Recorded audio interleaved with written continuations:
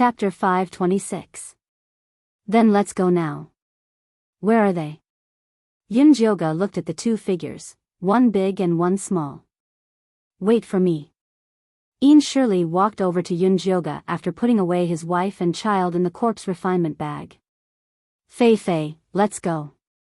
Yunjioga waved at Little Butterfly. I'm not going, I'm not done yet. Fei Fei focused on converting the death energy without looking at Yunjioga. No one is guarding you. You can't come out by yourself. Yunjioga personally grabbed its little wings and threatened it sternly, be careful not to be taken away, and turned into a fried butterfly. I'm so cute. Who would want to fry me? Fei Fei muttered, but it still landed on Yunjioga's shoulder obediently. Your master is right. You're the most precious thing in the entire mystic realm. If Cho Sen and the rest discover your existence, they'll definitely capture you at all costs.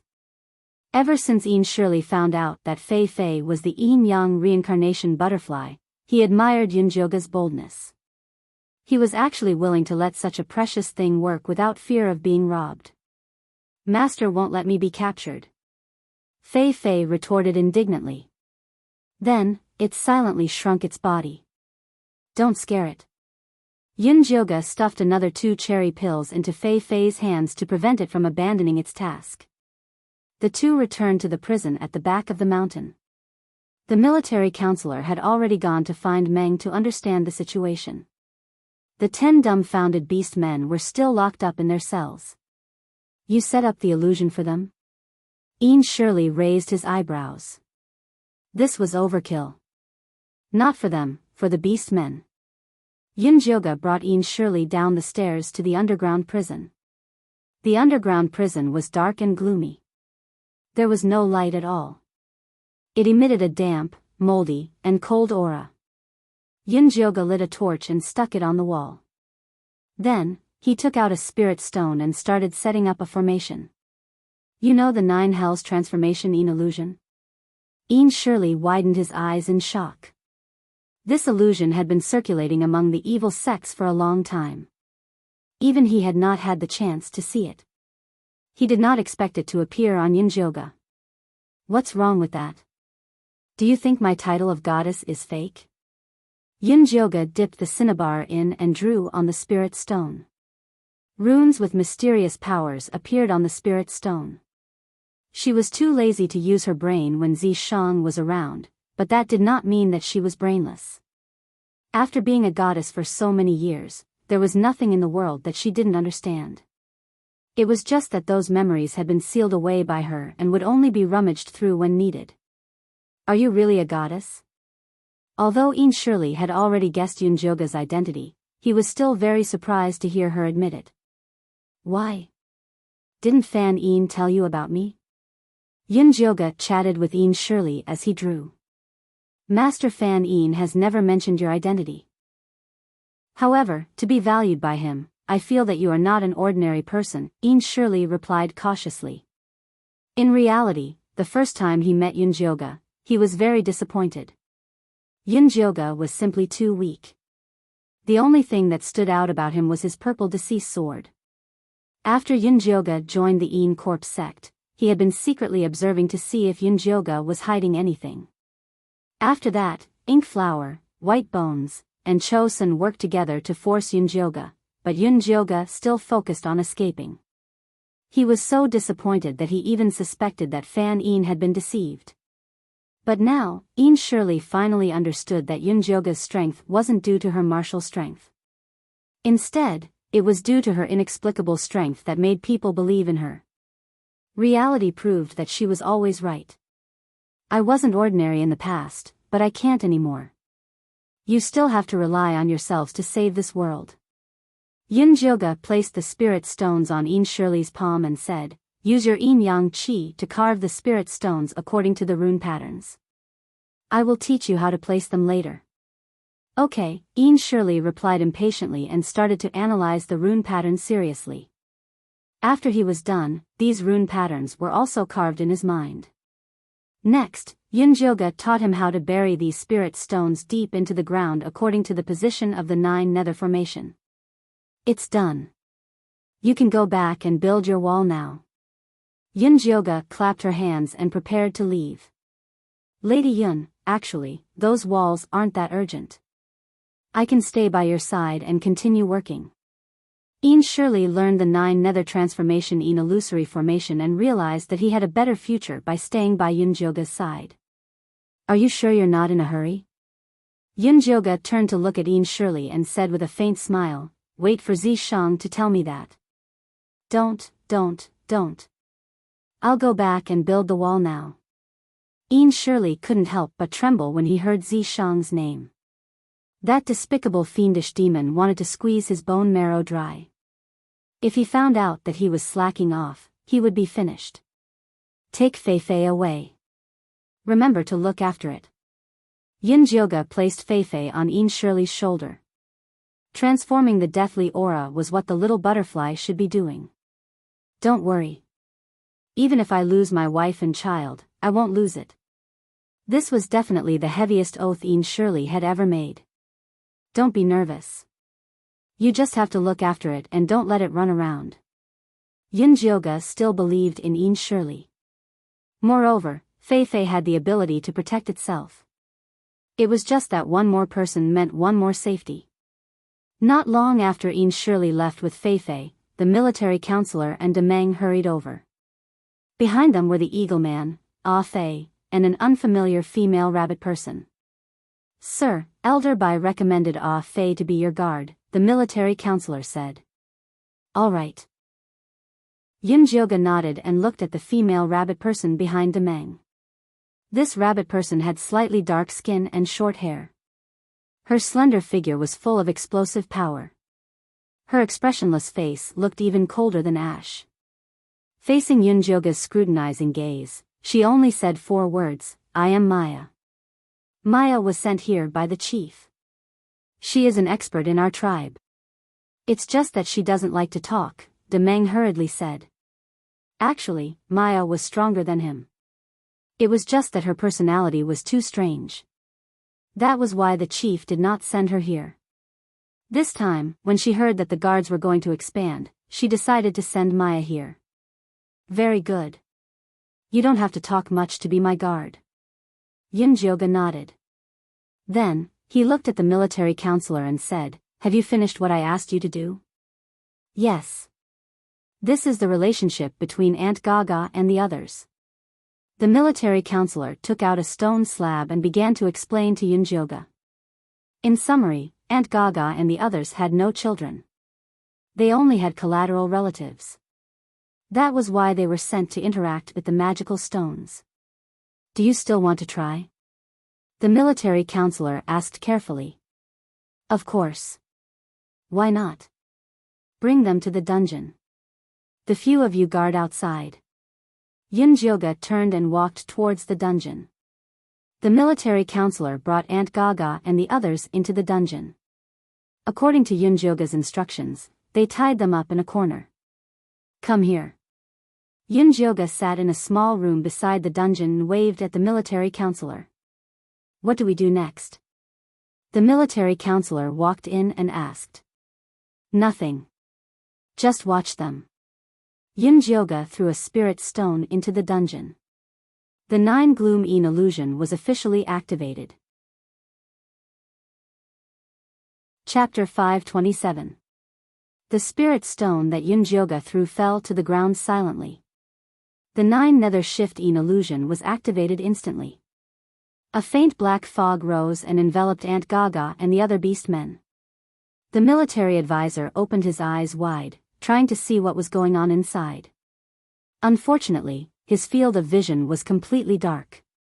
Miss Yun, what's going on?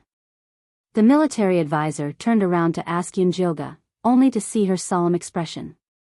Her pupils flickered with a faint golden light as she stared unblinkingly at the beast men inside the formation. Calm down and take a look. The black fog is their current soul state. Only by breaking free can they awaken the golden light, Yunjioga reminded the military advisor without looking back. Yes. The military advisor calmed down and took a closer look. The black fog was swaying wildly as if someone was trying to break free. Yunjioga could see more clearly than the military advisor. The 10 beast men were struggling in the illusion. Unfortunately, the power of the illusion was too strong.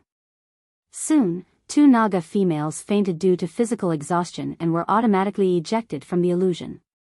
This was the protection mechanism that Yunjioga had set up to prevent them from being trapped inside. Gradually, more and more beast men were ejected from the illusion. Finally, only the 2 bull-headed youths and Aunt Gaga were left.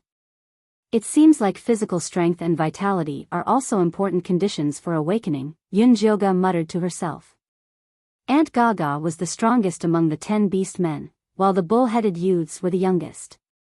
After the time it took for an incense stick to burn, the 2 bull-headed youths were also ejected. Only Aunt Gaga was left. It seemed like she was just stalling for time. Miss Yun, let me try. The military advisor felt that Yunjioga was wasting time. What could a group of old, weak, women, and children achieve by experimenting? There's no rush. I still need to adjust the illusion a little more. Yunjioga calculated the time. The fastest to be ejected were the 4 middle-aged Naga females, followed by the centaur and bull-headed youths. Centaurs and bull-headed youths were famous for their strong endurance. If even they could not endure it, it meant that the illusion's physical requirements were too high. It seemed like she still had to find Ian Shirley to adjust the formation's physical requirements and increase the mental torture. Only then would it be easier to achieve results. At this moment, the military counselor suddenly said to Yunjioga, who was deep in thought, Miss Yun, look at Aunt Gaga. Something doesn't seem right. Yunjioga looked up and saw that all the black fog in the 9 nether-een reversal formation had gathered on Aunt Gaga. Aunt Gaga remained motionless, but she was not ejected from the illusion. It was really strange. Yunjioga thought for a moment, then sent out his divine sense into Aunt Gaga's illusion. Inside Aunt Gaga's divine sense, it was a barren wasteland. The river had dried up, the plants were all dead, and the corpses of the Naga tribe were everywhere. They were all skinny, and their faces were full of despair. It seemed like they had starved to death. The entire world was filled with sorrow and despair. It was so oppressive that it made it hard for people to breathe. Yunjioga looked around for Aunt Gaga and finally found her on the land where the Naga tribe planted Gaga grass. Her thin brown snake tail was coiled on the ground, her body was hunched, and her arms were folded, as if she was guarding something. Yunjioga floated over and saw that Aunt Gaga was guarding several white snake eggs in her arms, which were covered with a thin layer of dry fried Gaga grass. Black and white, strong colors clashed, but with an indescribable vitality. Aunt Gaga's old face was so thin that it was out of shape. Her eyes were deep and turbid, but they were looking at the snake eggs with determination, as if she firmly believed that these eggs would survive. Yunjioga fixed his eyes on the snake eggs and Gaga grass in Aunt Gaga's arms. Suddenly, an idea came to him, and he reached out his hand. The 9 nether-een reversal formation rotated, and the black fog turned into white fog. The white snake eggs in Aunt Gaga's arms shook, making a small sound of breaking. A little Naga the size of an index finger tried its best to come out of the shell. Its wet little head was covered with a white eggshell, and it looked at Aunt Gaga with its clear yellow eyes. Aunt Gaga's old face showed a kind smile, and her body turned into a golden light and fell to the ground. The grass and trees returned to spring, and the spring water gushed out, and vitality emerged. Yunjioga's divine sense returned, and he quickly stood up and rushed into the formation. Military counselor also rushed in, and asked Yunjioga nervously, what happened? Why did Aunt Gaga fall to the ground as soon as she released the golden light? Yunjioga did not have time to answer military counselor's question. He took out the thunderfire needle and quickly inserted it into Aunt Gaga's body, opening up all the golden light that had gathered at her tail. The golden light flowed like flowing water, and the grayness in Aunt Gaga's head was instantly dispelled, vanishing into thin air. Aunt Gaga succeeded, didn't she? Military counselor looked at Yunjioga with enthusiasm. If Aunt Gaga succeeded, then it would be even easier for him. I'm not sure yet. Take Aunt Gaga to the room above to rest, and we'll talk about it when she wakes up. Yunjioga had vaguely grasped the mystery of awakening the golden light, but there were still some things that he needed to verify. Miss Yun, let me try. I'll definitely succeed. Military counselor was burning with anxiety, and he could not wait to release the golden light immediately. I have my own plans for this. You just need to listen to my commands now. Yunjioga could understand military counselor's feelings, but he was impatient. If military counselor's golden light also went out of control like Zhe, then what was the point? I was too rash. Military counselor didn't want to leave a bad impression of Yunjioga, so he sent Aunt Gaga away. After military counselor left, Yunjioga let Little Blossom and Big Ear out and woke them up. Miss Yun? Little Blossom looked at the dim underground. He couldn't tell where he was. He shook his head and asked, May I ask if my people have migrated over? My people? Big Ear asked with a hoarse voice before opening his eyes. I've already sent the Eagle men to receive them. They should arrive in 2 days. I let you guys out because I have something to ask you. What were you thinking before you were turned into puppets by the magical stones and your consciousness was sealed? Yunjioga asked. Thinking about what? Little Blossom smiled bitterly. I was thinking about what would happen to my people if I died. I haven't left the tribe leader's keepsake. What about you? Yunjioga looked at Big Ear. I just want to go back alive and take them far away from the divine messenger, Big Ear said. As expected. Big Ear and Little Blossom's words confirmed his guess. It was the power of the guardian that awakened them. Miss Yun, did you let us out because you found a way to get rid of the demonic chi? Little Blossom asked hopefully. Chapter 528. Not yet, the demonic energy in your bodies is too deep. It'll take a long time to get rid of it. Yunjioga felt that the most important thing now was to find a way to awaken the golden light for the beast men. It's okay, we can wait. Little Blossom was a little disappointed, but there was hope as long as they were alive. I can't let you out yet. I'll let you see your people when they come back. Just bear with it. Yunjioga extinguished the golden light on Little Blossom and Big Ear. He put them back into the spirit beast bag and left the dungeon. As soon as she reached the surface, she saw Zi Shang leaning against the door. He looked at her with a smirk. Didn't you say that you can't experiment until you're sure? Why are you messing around now? Who said I'm messing around? I have evidence. Zheng Lai, have you completed your mission? Yunjioga asked. Of course, all the tribes that the Eagle Men can find are migrating to Cloud City. Ian Shirley and Fei Fei have to hurry, or else there won't be enough people to live in. Zi Shang had used many methods to complete his mission quickly.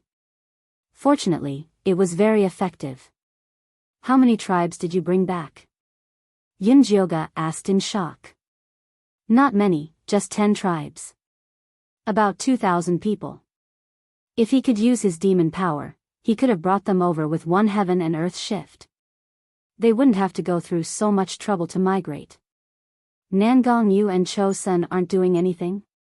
Yunjioga found it strange. Those two weren't easy to deal with. They probably want to kill us all, so you have to hurry. The beast men must awaken as soon as possible. Otherwise, they'll be faced with a disaster. Zi Shang's expression turned serious. They didn't have much time left. Don't worry, I already know the real way to awaken the beast men. Yunjioga told him about Aunt Gaga. What gives them power isn't pain, but hope. Only beast men with a desire to protect can awaken. Then what are you waiting for? If the illusion isn't enough, I can help. Setting up a formation was a piece of cake for Zi Shang. No, I'm still waiting for a conclusion. Yunjioga shook his head. Awakening the golden light was no small matter. It couldn't be rushed. What conclusion are you waiting for? Zi Shang felt that Yunjioga was being too cautious. There were so many beast men, and being able to awaken 1 out of 100 was already a good deal. This conclusion is very important. I can't explain it to you. Come with me. Yunjioga pulled Zishang's hand and led him to the resting area next to the prison cell. Military counselor and Meng were standing in front of Aunt Gaga's bed. When they saw Yunjioga and Zishang coming in, they hurried over to welcome them. How is Aunt Gaga? Yunjioga asked. He hasn't woken up yet. The military counselor shook his head. Yunjioga opened his spirit eye and looked at Aunt Gaga's knowledge sea. He was surprised to find that her divine sense was calm, as if she had already fulfilled her wish and had nothing to worry about. This was the prelude to death. Meng, hurry up and bring those sick little Nagas over, Yunjioga hastily instructed. Yes. Meng quickly brought the little snake man over. After the death aura was removed, the little Naga recovered quite well. All of them were white and plump, and their tails were thick and strong. They were much taller than before, and when they saw Yunjioga, they bowed respectfully. I have a task for you. If anyone can wake Aunt Gaga up, I will reward them with a cherry candy. Yunjioga poured a cherry pill into his palm. The red pill emitted a sweet aroma, which was very tempting to these little whelps. How should we wake her? The little Naga with black and white tails asked bravely.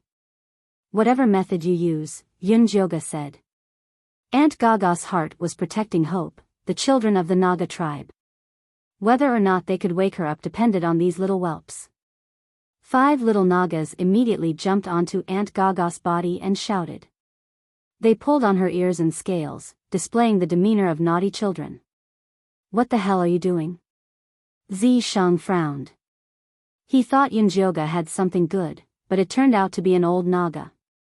Yunjioga saw the impatience in Zishang's eyes and knew that if he did not explain clearly, Zishang would explode. Come here.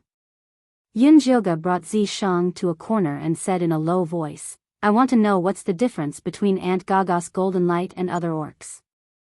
Isn't it fine as long as it's golden light? Zishang raised his eyebrows. Of course not. Have you forgotten Zhe and Dummy? Yunjioga glared at Zishang. Zhe awakened the golden light and became a lunatic, while Dummy became a fool. Dummy became a fool after traveling through space, Zishang corrected. He wasn't much better before he became a fool, Yunjioga said. According to Yunjioga's understanding, Dummy was not only a troublemaker in the Eagle tribe, but also in other tribes, which meant that his mental condition was unstable. What about the rabbit tribe? Zishang raised his eyebrows. Although the rabbit tribe was a little neurotic, it was still normal. They are herbivores. Although they are mentally stable, their bodies are too weak. They can only use the golden light when they turn into rabbits. Their attack power is too low. Seeing Zishang's disapproving look, Yunjioga changed the topic. Are you willing to lead the rabbit tribe to attack Grey Castle? No, I'm not. Zishang imagined himself leading a group of big white rabbits. He got goosebumps, but he didn't give up. Don't we still have Demeng and Maya? They're not bad. Demeng and Maya are strong, so they're mentally unstable. Demeng is too impulsive. He won't fight for no reason. Maya is too calm. It doesn't matter if she doesn't speak for 3 days. In Yunjioga's eyes, they were abnormal. As long as they can fight. What does it matter if they're normal or not? Zishang frowned.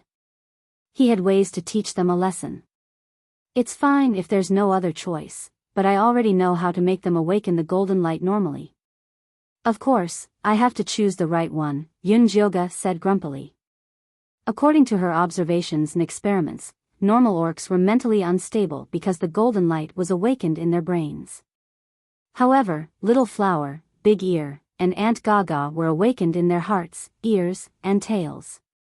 The only thing they had in common was that they were both corrupted by demonic aura. Therefore, Yunjioga wanted to wait for Aunt Gaga to wake up. She wanted to know if the golden light would be stronger and more stable after being corrupted by demonic aura. If that was true, then the orc's evolution direction would be clearer. Since you already have a way, do it quickly. Zishang frowned even more. Yunjioga thought too much of the orcs. It was a waste of time to think about it. If it were him, he would do it as soon as he thought of a way. If he failed, he could just start all over again. Chapter 529. I really can't talk to you. Yunjioga raised her eyebrows angrily. Just as she was about to lose her temper, Meng walked out of the house with a joyful expression and said, Miss Yun, Aunt Gaga is awake. Yunjioga glared at Zishang and followed Meng in. The 5 little Nagas had tears on their chubby faces and were sobbing. Auntie, I thought you were dead. Hey, good kids, don't cry. Aunt Gaga hugged the 5 little Nagas and coaxed them. Aunt Gaga is going to plant Gaga grass for you now.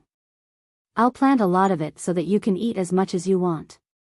Aunt Gaga, we don't eat Gaga grass anymore. We eat grass rice and grass potatoes now. The little Naga wiped her tears and took out a round potato from the animal skin bag she carried on her back. She handed it to Aunt Gaga and said, This is for you. Me too, me too. The other little Nagas also offered their treasures. Auntie is not hungry. Eat it yourselves. Aunt Gaga's eyes were kind. She had never laid a living egg in her life and treated the little ones in her tribe as her own. It was good enough that the children remembered her. How could they bear to eat their precious food? Auntie, we're all full. The little Nagas patted their bulging bellies. The Naga tribe was the first to plant grass and eat a lot. They had a lot of food, so they ate their fill every day. Auntie, things are different now. I'll bring you out later and you'll understand. Meng laughed. Is that so? Aunt Gaga's memory was still stuck in the past. Back then, the Naga tribe had to risk their lives just to get a bite of food. Of course it's true. All of this is thanks to the great Lady Yun and Lord Yizi. They brought hope to our Beastmen tribe. Meng bowed respectfully to Yunjioga and Zishang as he spoke. Aunt Gaga then realized that there were 2 people standing in the house. Their appearance and temperament were completely different from the Beastmen. Although she did not know what had happened, they must be great people since the tribe leader respected them so much. Aunt Gaga got down from the bed and bowed to Yunjioga and Zishang like the tribe leader. Meng, you're in charge of testing her abilities. Zishang walked in with a cold expression. Sir, may I know how to test this? He was just an ordinary orc. How would he know how to test Aunt Gaga's golden light? Take her to the plantation for a walk. Yunjioga recalled Aunt Gaga's appearance when she awakened the golden light and felt that she must have awakened this ability. Yes. Meng immediately led Aunt Gaga, who was still confused, to the farm. The 5 little Nagas followed behind them excitedly. The military counselor walked to Yunjioga's side and hesitated to speak, but Zishang interrupted him. Talk less. Get to work. After saying that, he pulled Yunjioga out, not giving the military counselor a chance to speak. A group of people arrived at the plantation. Aunt Gaga stared at the majestic city wall in front of her and ate the golden grass. She was so shocked that she couldn't close her mouth. The 5 little snake people surrounded her and excitedly explained all the changes, chattering happily. Apart from the territories of the eagle men, Nagas, centaurs, cowmen, and rabbit men, there were 12 other territories that were empty. Auntie, these territories are for other orcs. Winter is coming soon, and we have to plant enough food to save more orcs. I'll leave this task to you, Yunjioga said to Aunt Gaga as he took out a big bag of grass and rice. How do I plant this? Aunt Gaga was a little flustered. She had only planted Gaga grass in her life and had never planted anything else. Just plant it like you plant Gaga grass. Yunjioga randomly picked an empty space and looked at Aunt Gaga encouragingly. Go ahead. I'll give it a try. Aunt Gaga carefully took the seeds of the grass. They were yellow rice grains, and there were thousands of them. She felt a sense of mission when she thought about the grass that would save the orcs. The yellowish-brown snake tail emitted a faint golden light and seeped into the ground. As she moved, she scattered the seeds on the ground. The yellowish-brown rice grains took root and sprouted as soon as they touched the ground. The yellow grass followed her footsteps. Aunt Gaga had a satisfied smile on her face as she walked to the side of the wide empty space. The brown empty space was soon covered by the yellow grass. So many big grass. The little snake people followed Aunt Gaga happily, and began to scream and play. Oh my God! Meng looked at Aunt Gaga in disbelief. When Aunt Gaga had awakened, he was only happy that Yunjioga had saved her. Now that Aunt Gaga had performed such a miracle in front of him, it was undoubtedly due to Yunjioga's efforts. He turned to look at Yunjioga and wanted to kneel down and worship her. Unfortunately, Yunjioga did not have time to care about him. She was busy using her spiritual eye to observe Aunt Gaga's movements. How is it? Is this normal? Zishang took the initiative to talk. I was right. Aunt Gaga's sea of consciousness is calm and full of joy. The golden light mainly moves around the snake's tail. It rarely returns to the sea of consciousness. Yunjioga closed her spiritual eye in satisfaction. She did not mind the argument with Zishang. I thought the demonic energy would be a disaster for these beast men. I didn't expect it to be the beginning of a transformation. I wonder if Nangong Yu and Chosun know about this? Zishang pondered. If they knew, they wouldn't have locked them up to drink blood. Yunjioga said with certainty. With Chosun's personality, if he knew that beast men could automatically awaken the golden light, he would definitely keep them in captivity and slowly slaughter them. It seems like we have taken the initiative. After being in the secret territory for so long, Zishang finally felt a sense of achievement. You still dare to complain that I am too long-winded? Yunjioga glared at Zishang. This impatient guy only wanted to reach the heavens in a single step. If they did as he said, they would only get a bunch of crazy people.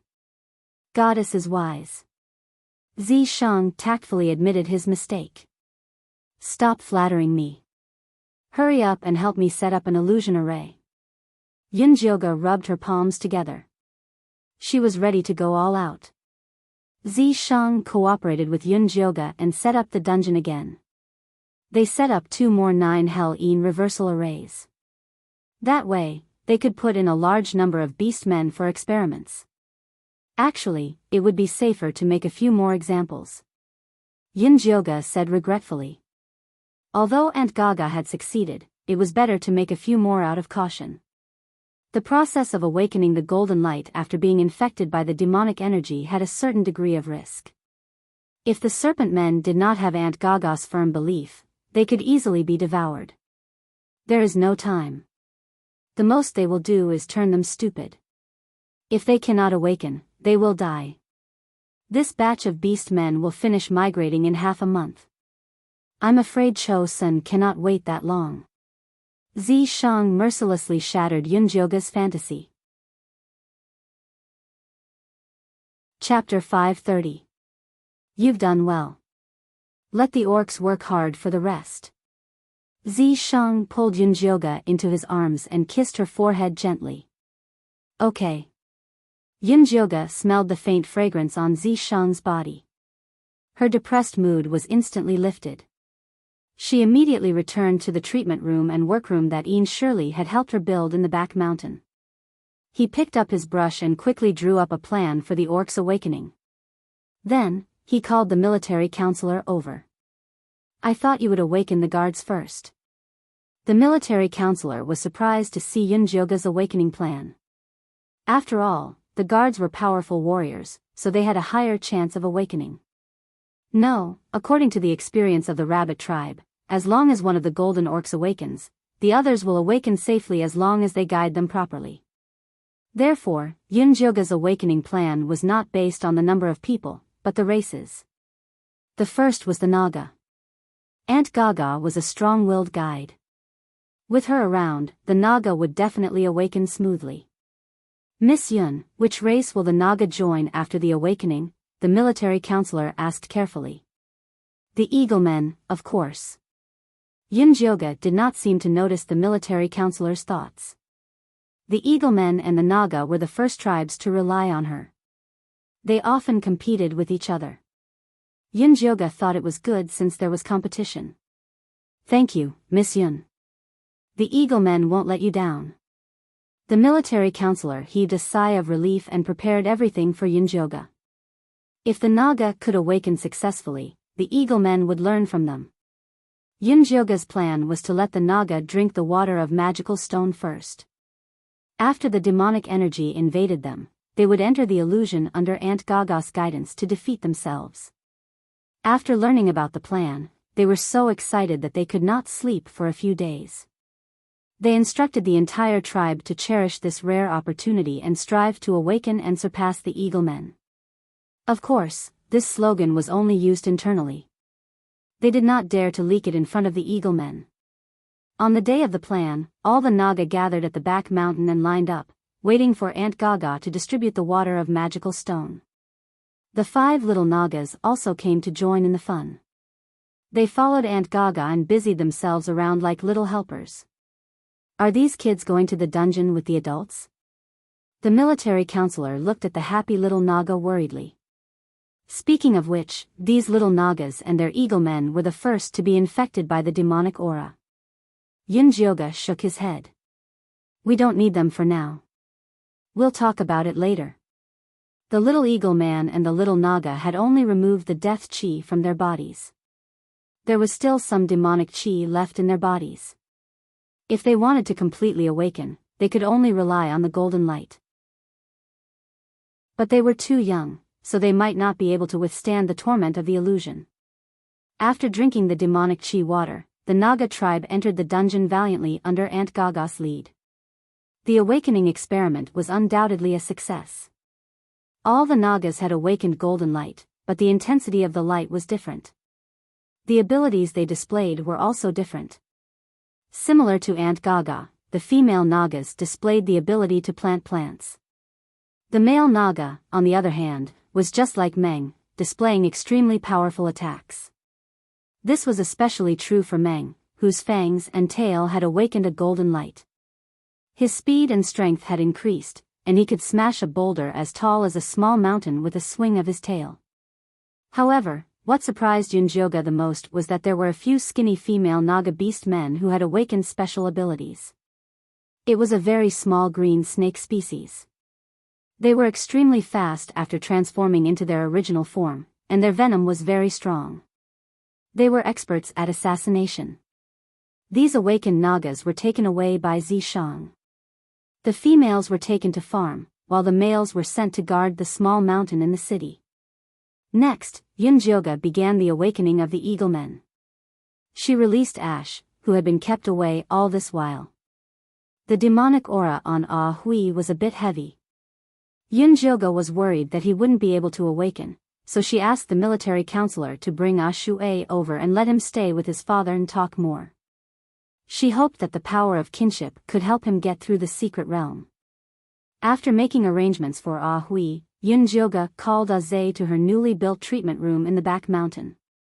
Miss Yun. Ah Zhe lowered his head, not daring to look at Yunjyoga.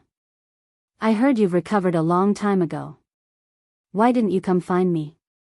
Yunjyoga asked Ah Zhe while carving runes on spirit stones. I don't have the face to see you. Ah Zhe was afraid that he would be seen as a crazy bird if he walked out, so he had been hiding in his nest. It wasn't your fault for going crazy last time. I've already found a solution for you. Yunjyoga put down the spirit stones and looked at Ah Zhe. Do you trust me? Of course I trust you. Ah Zhe immediately looked up. He almost swore to the heavens. If you trust me, then lie on the stone bed over there. I'll extract the golden light from your brain later. The process is very simple, but you might lose a part of your memory. Only by removing the golden light from Ah Zhe's brain and making him awaken again would he not lose control and become crazy. I won't become an idiot, will I? Ah Zhe's face paled at the thought of the prince's stupidity. That won't happen. At most, you'll forget the past. Zay had always been brooding over his brother's death. What Yunjioga needed to do was to remove this part of his memory. Okay, then do it. Zay immediately lay down on the stone bed. Relax and breathe. You'll be fine soon. Yunjioga's voice was soft. While Zay was relaxing, she stabbed the lightning fire needle into his sleep acupuncture point. Zay's head tilted and he fell asleep. Yunjioga used her divine power to ignite the golden light in his brain. Then, she carefully extracted it and put it into a bottle of spirit condensation. Why are you keeping his golden light? Zishang's voice suddenly sounded. Yunjioga almost knocked the bottle over. Can't you knock when you come in? What if she made a sound when she extracted the golden light and Zay became an idiot? Who knew you were so cowardly? Zishang walked over to Yunjioga and looked at the bottle in her hand. You haven't answered my question. I plan to put Zay's golden light into Little Blossom and Big Ear's bodies to see if it can save them, Yunjioga said. It was like a blood transfusion. The golden light that Little Blossom and Big Ear awakened wasn't enough to expel the demonic chi, then, she would put in some golden light to see if it could strengthen them. Aren't you afraid they'll suck Zay's golden light and become crazy? Zishang raised his eyebrows. The golden light itself is good. It's just that Zay's brain can't control it. Plus, Little Blossom and Big Ear didn't awaken in the brain. They'll be fine. Yunjioga lowered her head and engraved Zay's golden light on the bottle. You really know how to make trouble. Zishang shook his head. Those poisoned beast men were already abandoned in his heart. Only Yunjioga would think of a way to save them. Chapter 531. What do you know? Every time I mess with the golden light, I learn more about it. It's very useful for finding the origin of the golden light. Yunjioga didn't forget that she studied the orc's golden light to find the origin and strengthen her divine power. You're worth teaching. Zishang patted Yunjioga's head. Why aren't you busy with building the city? Why are you here? Yunjioga slapped Zishang's hand away. She wasn't a child. Why was he patting her head? If she was still a goddess in the divine palace, Zishang's behavior was enough to be considered disrespectful.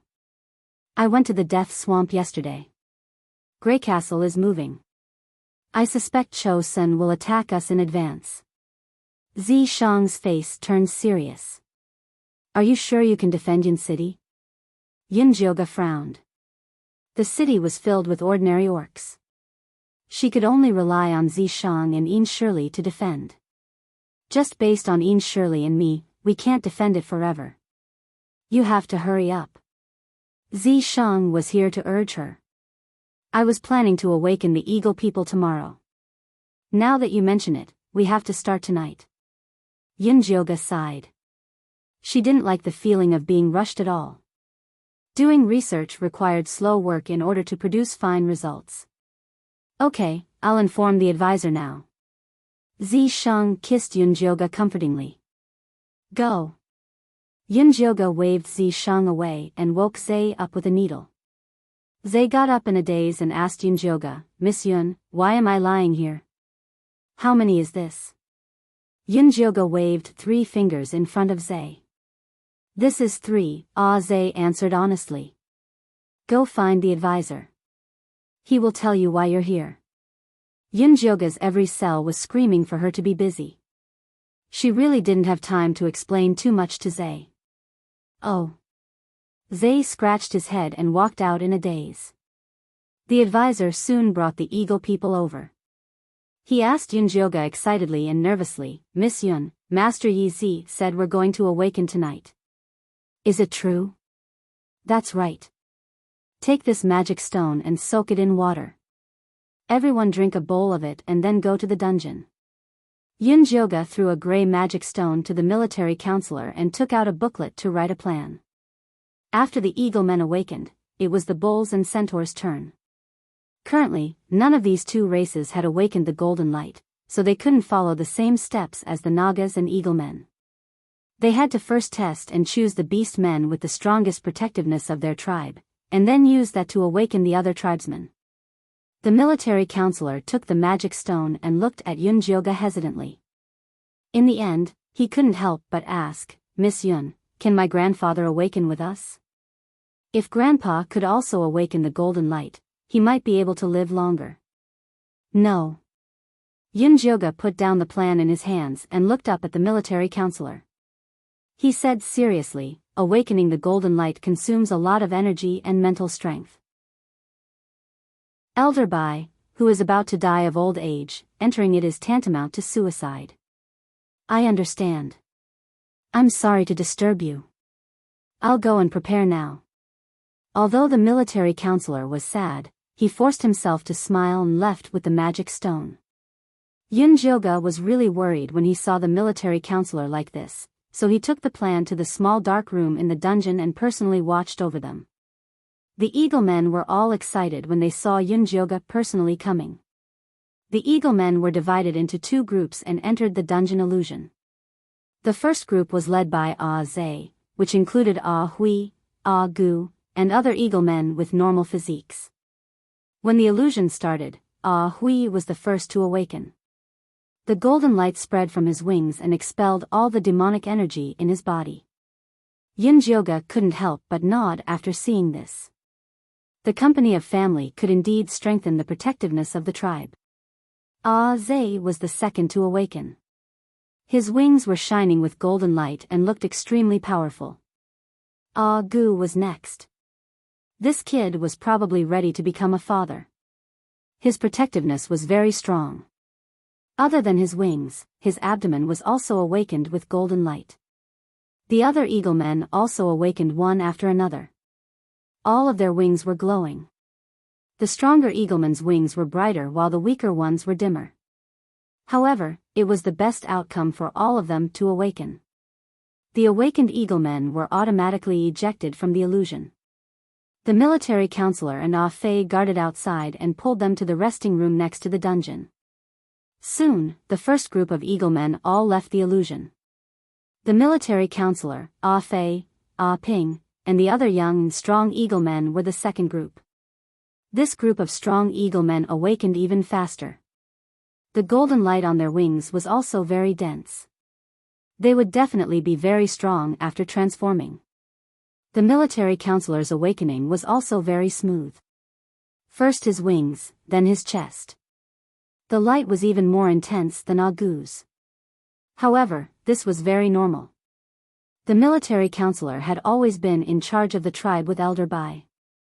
His protectiveness was the strongest, so he naturally awakened the most.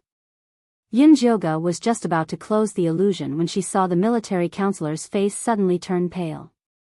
He suddenly spat out a mouthful of blood. Then, a golden light burst out from his head, and he was ejected from the illusion. It happened too suddenly. Yunjioga didn't even see how the military counselor flew out. She quickly left the dungeon and saw a group of Eaglemen surrounding the military counselor at the foot of the mountain. "Military counselor, are you okay?" Ah Zhe patted the military counselor's face nervously, almost causing it to swell. "Miss Yun is here. Everyone move away." Ah Gu saw Yunjioga coming over and quickly let her come closer. "Miss Yun, what happened to the military counselor? Why did he spit blood?" Ah Zhe's face was full of panic. The military counselor was recognized as an elite in the tribe. The awakening should have been very smooth. Why did he spit blood instead? He has awakened too many parts. He's too strong, so he spat blood. Don't worry. Yunjioga comforted the Eaglemen while using her spirit eye to check on the military counselor. The golden light on the military counselor's wings and chest were very stable. The color was bright yellow, but there was a thumb-sized golden ball spinning in his head. This ball of golden light was not as dense and pure as Dummy's, nor was it as violent as Ah Zhe's. It was something Yunjioga had never seen before. What happened? Zishang had just finished building the city. As soon as he came over, he saw Yunjioga frowning in puzzlement. There's a small problem with the awakening of the military counselor. Yunjioga told him what happened and said in annoyance, I wonder what's with the golden light in his head. Don't worry. You'll know when he wakes up. Zishang looked up at the surrounding eaglemen and asked, all awakened? Master Yi Zi, all the eaglemen have successfully awakened. All the eaglemen stood in front of Zishang with their chests puffed out. Then follow me. Zishang took all the eaglemen away with one sentence, leaving only the military counselor lying on the ground. Yunjioga had no choice but to let Demeng send the military counselor to Elder Bai and inform her when he woke up. After Demeng carried the military counselor away, Yunjioga continued with the awakening plan. Not long later, Zishang returned alone.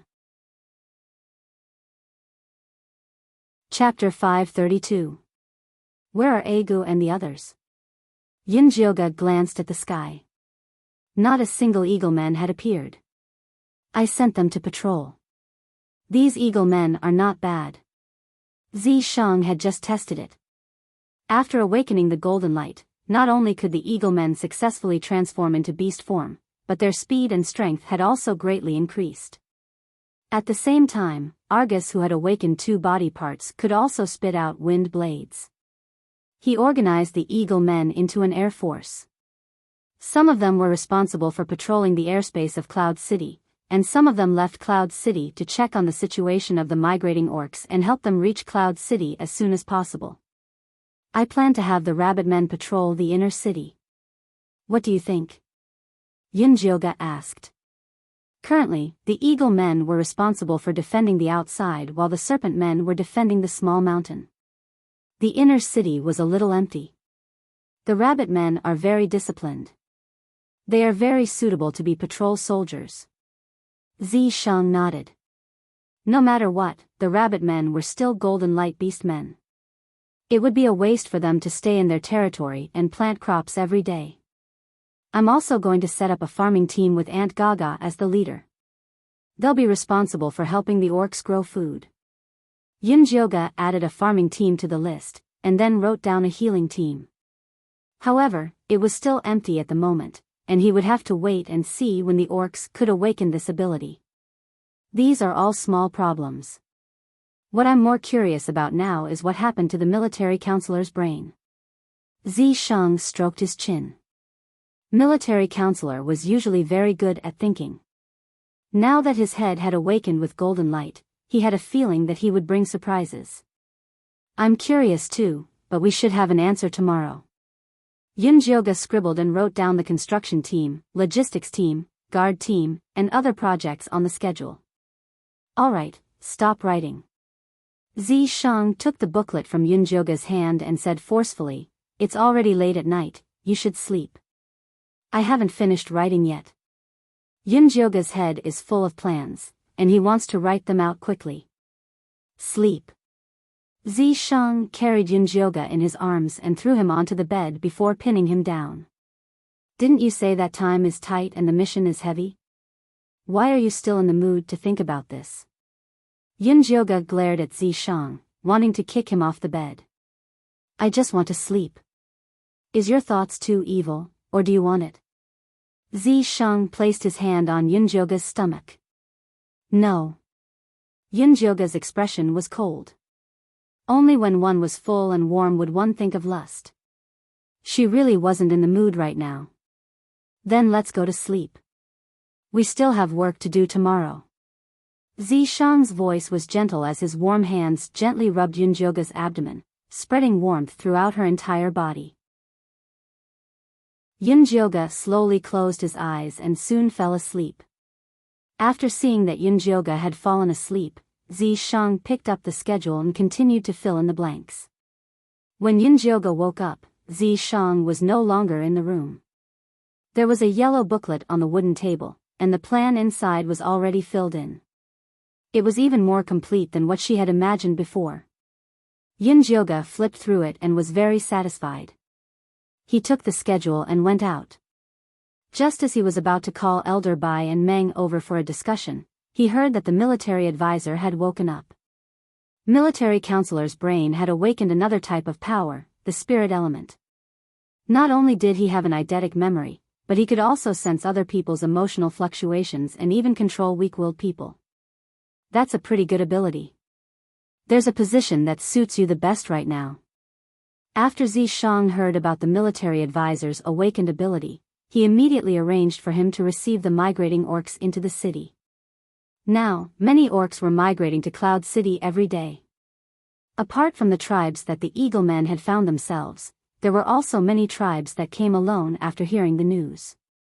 These orc tribes that migrated alone without any food support were very miserable and pitiful. Their faces were sallow and they were skinny. The old, weak, women, and children fell sick as soon as they entered Cloud City. Military counselor was almost going crazy. He led the centaurs in charge of registering them, arranging territories and food, and also arranging other places for those who fell sick. Those who were simply sick lived in the plantation, and those who were infected by the demonic energy were arranged to stay in the prison at the back of the mountain.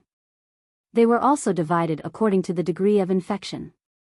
Now, the large prison at the back of the mountain was occupied by the gnolls, and the middle prison was occupied by orcs who were infected by the demonic energy but had no way to awaken. These orcs had to wait for Yunjioga to finish her work before they had time to find a solution. Zishang was also very busy. He grabbed Ian Shirley to do construction every day. Cloud City was changing every day. Cannons rose one after another on the city walls, and a solemn atmosphere filled the entire Cloud City. Even the most naive children knew that war was coming. They no longer ran around and played. Every day, they followed the adults of their tribes and prepared to fight for food. The plan to awaken orcs had been carried out according to plan. Currently, it was arranged according to the order of entering the city. The centaurs and bull people had successfully awakened. The golden light was awakened in the legs and horns respectively. They were all classified as combat troops by Zishang. According to Yunjioga's plan, they should go to the wild boar tribe next. At this time, Zhe brought a fox youth to see her. Lady Yun, this is Sang. He said he has something to report to you, Zhe said. This youth was very beautiful. His skin was white, and his facial features were exquisite. His eyes were arched upwards, and he dragged a big, fluffy brown tail behind him. As soon as he saw Yunjioga come out, he got up and placed his right hand on his chest. He bowed respectfully. Honorable Lady Yun, thank you for providing food and a place for my people. I will forever be loyal to you on behalf of the Fox tribe. I accept the friendship of the Fox tribe. Yunjioga nodded with a reserved and noble smile. After sitting down, she asked Sang, may I know why you're looking for me? I heard that Lady Yun is forming a medical team. The Golden Light Orcs of our Fox tribe just happen to have special medical abilities, Sang said proudly. Your Fox tribe knows how to heal? Yunjioga was shocked. She thought the Fox tribe would be better at illusions. Yes, our Fox tribe is proficient in all herbs in the secret realm. We've developed countless medicines that are very effective against all sorts of illnesses of the orcs, Sang said passionately. Wait. Yunjioga stopped Sang and asked in confusion, after the black rain, most of the plants died. What else is there other than the big jade grass that can stop bleeding? That's right. After the black rain, only the big jade grass is left. Our Fox tribe has more than 10 prescriptions for it, Sang said. These prescriptions should only have the ability to stop bleeding, right? Yunjioga felt that Sang was tricking her. Yes. Sang's expression didn't change even after being exposed by Yunjioga. She continued, actually, the healing abilities of the orcs are very strong. The ones that really can't heal are the mental injuries. Our Fox tribe's golden light ability has a special effect on this. It can alleviate all their illnesses and achieve rapid healing. Chapter 533. At the end of the day, your Fox clan is actually best at creating illusions. Yunjioga saw that Sang still wanted to explain, so he stopped him. Actually, I need your ability now. You don't have to go to the medical team. Tell me, how many golden beast men have awakened in your fox clan? I'm the only one right now. Ah Sang finally looked a little nervous. During his time in Cloud City, he had already found out that this legendary Lady Yun had the ability to awaken the entire tribe with golden light. According to the order in which they entered the city, there were still a few tribes before the Fox clan. Seeing that the war was coming, he was afraid that his clansmen wouldn't be able to wait for the arrangements and would run over to recommend themselves. Show me your ability, Yun Jioga said casually. Yes. Ah Sang stood up, his eyes flashing with determination. The tribe's development depended on this, so he couldn't make any mistakes. Ah Sang exhaled softly, then closed his eyes and waved his hands gently. Rays of golden light spread out, and the entire room rippled like water. Yun Jioga blinked and found himself standing in the middle of a vast wilderness. Above him was the dark sky, and beneath his feet was the dry and cracked brown ground. The wind that blew against his face carried a bitter and fishy smell. It felt very real. Not far away, there was a skinny cicada deer looking for food in the withered grass. When it noticed Yun Jioga's gaze, it immediately fled in panic. However, it didn't run for long before it fell to the ground and died. Although Yun Jioga knew that everything in front of him was an illusion, he still felt very sad. This was the true portrayal of an arcane realm, despair and death. This little fox's ability isn't bad. I want her. Zi Shang's voice suddenly sounded in Yun Jioga's ears. The water ripples faded, and everything returned to normal. Ah Sang stood in the middle of the hall, his fair forehead covered in cold sweat. He looked at Zi Shang, who had suddenly appeared, in awe and fear. He had heard that Lady Yun had a very powerful Naga with her, but he thought it was a reckless martial artist. He didn't expect it to be so powerful that it could break through his illusion with just one sentence. Ah Sang's originally somewhat smug mood immediately vanished. It's not good to cut in line. Yun Jioga shook his head. She didn't mind opening a back door. After all, this was an ability that she desperately needed. But illusions and whatnot. With the illusory realm created by the Fox Men, not only will it increase the speed of the Orc's awakening, but it will also increase the defensive ability of Cloud City. It's killing two birds with one stone. Zi Shang revealed a determined look. All right. Yun Jioga was defeated by his gaze. He turned to Ah Sang and said, "Go back and let your people rest. Tomorrow, Ah Zhe will take you to the back mountain to prepare for the awakening." Yes, thank you, Miss Yun. Thank you, Lord Yi. Ah Sang was overjoyed. He hammered his chest and left. You're in urgent need of healing beasts. You should ask the military advisor to help you filter them out, Zi Shang said. I've already told him to keep an eye on them, but they're all boars, bear men, and ape men. Yun Jioga went through the orc tribes that had recently sought refuge with them. Then, he noticed a big problem. Why aren't there any leopard men or lizard men? When she returned from Grey Castle that day, she immediately asked the eagle men to bring Little Blossom and Big Ears tokens to the leopard men and lizard men. Logically speaking, they should have reached Cloud City.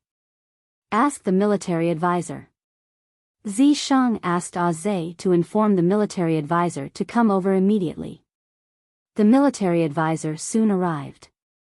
After hearing Yun Jioga's question, he replied, Ah Fei and Ah Ping left 5 days ago. The tokens have been successfully sent to the leopard men and lizard men. They also drew a map and left food. The leopard men and lizard men should be able to reach Cloud City smoothly. Something must have happened if they haven't arrived yet. Immediately send 2 eagle men to find them. You must bring them to Cloud City safely, Yun Jioga ordered seriously. She had already done a test. Little Blossom could indeed absorb Ah Ze's golden light, but the amount was too little to dispel the demonic aura. She originally wanted to wait for the leopard men and lizard men to awaken their golden light so that they could donate it to save Little Blossom and Big Ear. Yes, I will immediately send Ah Fei and Ah Ping to find them. I will give you an answer tonight. The military advisor immediately recorded everything on a small notebook that he carried with him. He had been so busy recently that even his eidetic memory could not cope with it. In the end, it was Yunjioga who gave him a pile of blank notebooks and told him to write everything down with a pen. Otherwise, it was very likely that he would collapse from overworking his brain. Go. By the way, move the awakening of the Boar people to tomorrow afternoon. I will first awaken the Foxmen tomorrow morning, Yunjioga ordered. The Foxmen's awakening should be ranked 15th. What's so special about them that you can help them awaken in advance? The military advisor asked while recording. Yi said that the Foxman's ability to create illusions is very useful to him. It can also increase the speed at which the orcs awaken, so he gave them priority. Yunjioga explained briefly and continued, ask the Golden Light orcs that have recently joined Yun City what abilities they have. If they have healing abilities, they will be given priority. I got it, but the Golden Light Beast men that joined recently are very well hidden. None of them are willing to expose their identities. They should change their minds after the Foxman tribe's matter spreads. The military advisor wrote at a rapid speed and added a few more details. Then spread the news about the Foxmen more. Yunjioga could actually understand why these Golden Light orcs hid their identity. They were afraid of being chosen as cannon fodder and even more afraid of being captured for research. Under such circumstances, Sang was very bold and confident to take the initiative to promote himself. I understand. I will immediately get Auntie Gaga to be in charge of spreading the news. After the military advisor finished writing, he asked, do you have any other orders? I don't. What about you? Yunjioga looked at Zishang. I will handle the leopard men and lizard men myself. Tell Ah Fei and Ah Ping to find me later, Zishang said. You want to do it yourself? Yunjioga was surprised. The construction of Cloud City was in a hurry. Zishang did not even have enough time to sleep every day. How could he be in the mood to care about these things? I suspect that they have been kidnapped by Grey Castle. Zishang did not care about the leopard men and lizard men. He only cared about the upcoming war. During this time, he asked Ash and 4 eagle men to take turns to monitor Grey Castle. He did not know whether the eagle men did not have good eyesight or Grey Castle was too well hidden. All the information he received was that Grey Castle was as quiet as a dead city.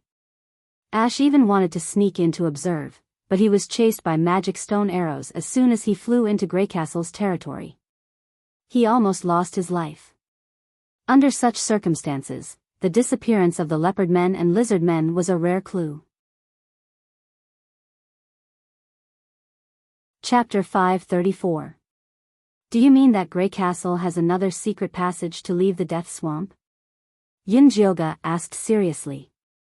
Yes. Zishang nodded. That was why he wanted to see it for himself. I'll go with you. Whether Cloud City could successfully take root in the secret realm depended on the battle with Grey Castle. She had to go. What about the awakening plan? Zishang did not want to take Yunjioga. She couldn't allow those beast men to take risks. It would be too restrictive. The awakening plan is on track. It's okay without me. She was not present when Centaur and Cowboy were awakened. Besides, don't you have the military counselor? Yunjioga looked at the military counselor with a smile. Yes. The military counselor made another note in the booklet to supervise the awakening plan. Don't be too nervous. If anything happens, leave it to me. Seeing the military counselor frowning, Yunjioga sympathized with him.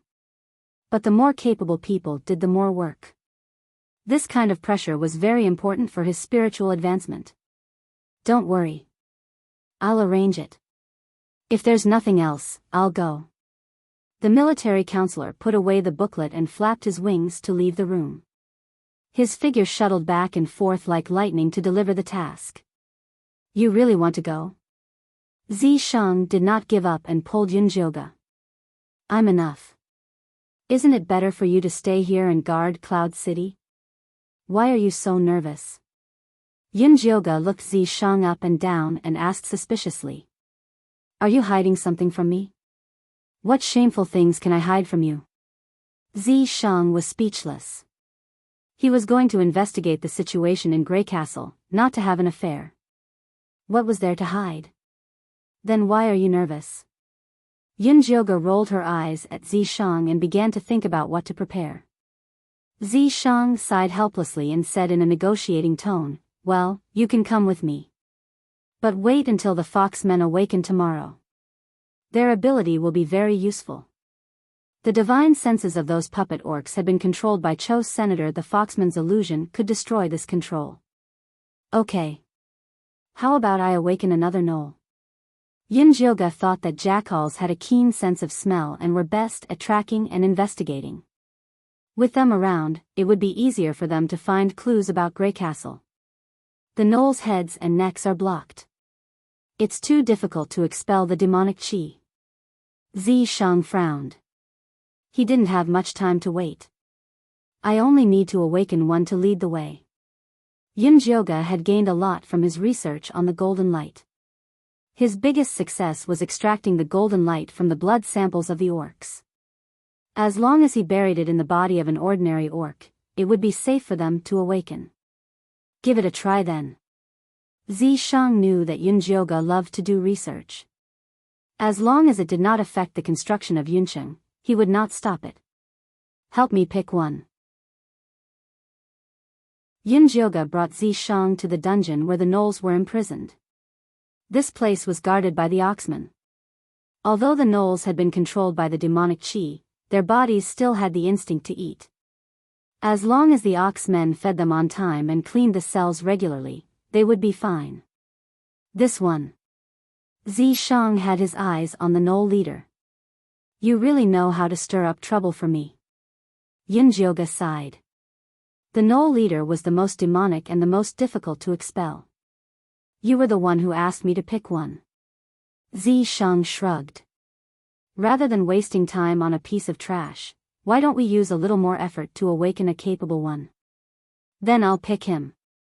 Yunjioga felt that Zishang's words made sense. He carried the gnoll leader out of the dungeon.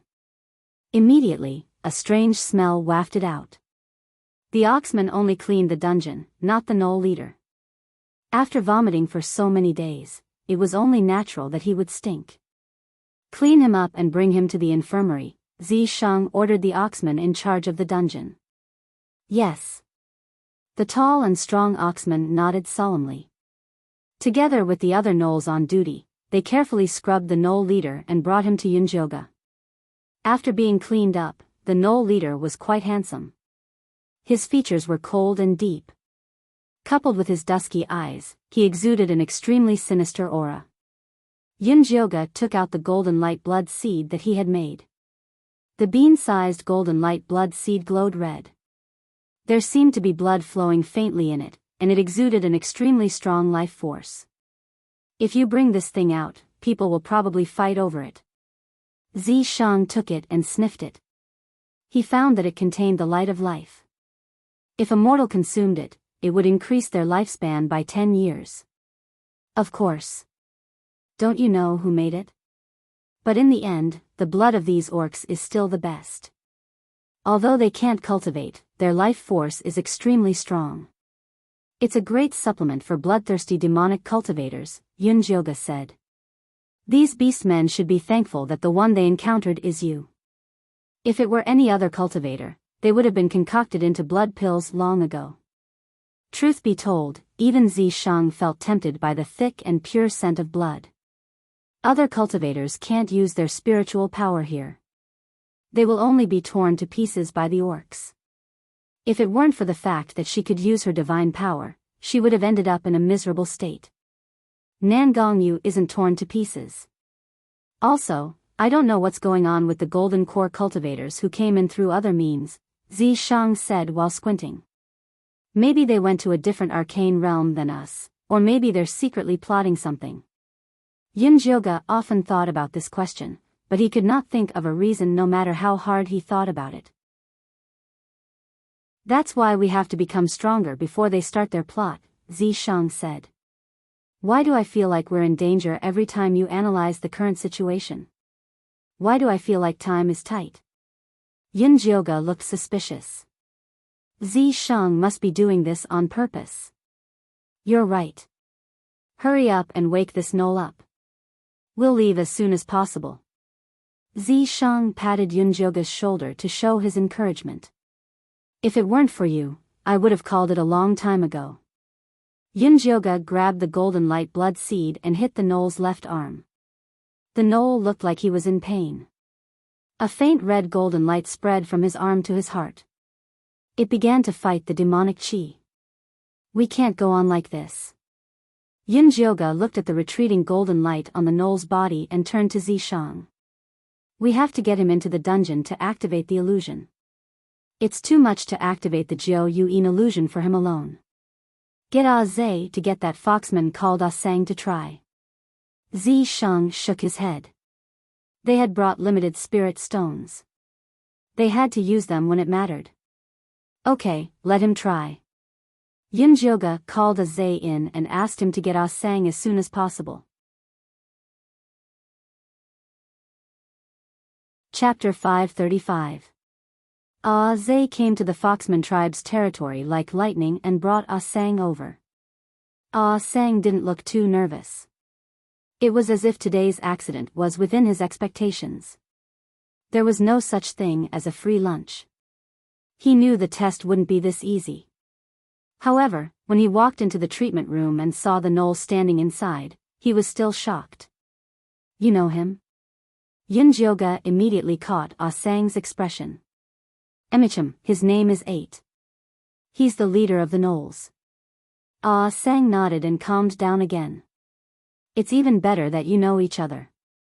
If you can help this gnoll awaken, your tribe will be able to successfully start the awakening plan tomorrow. If not, the Foxman tribe will leave Cloud City, Zi Shang said calmly. I'll try my best. Ah Sang nodded and looked straight into the eyes of the leader of the gnolls. He shouted anxiously, 8, it's not good. Lilia is injured. Come and save her. Yin Jioga couldn't help but raise his eyebrows when he heard this. It seemed that Ah Sang and 8 not only knew each other but were also very close. When 8 heard Ah Sang's voice, a pained expression appeared on his face. The golden light on his body rose. 8, Lilia can't make it. You can only save her by awakening the golden light. Wake up, hurry. Ah Sang's voice was getting more and more urgent.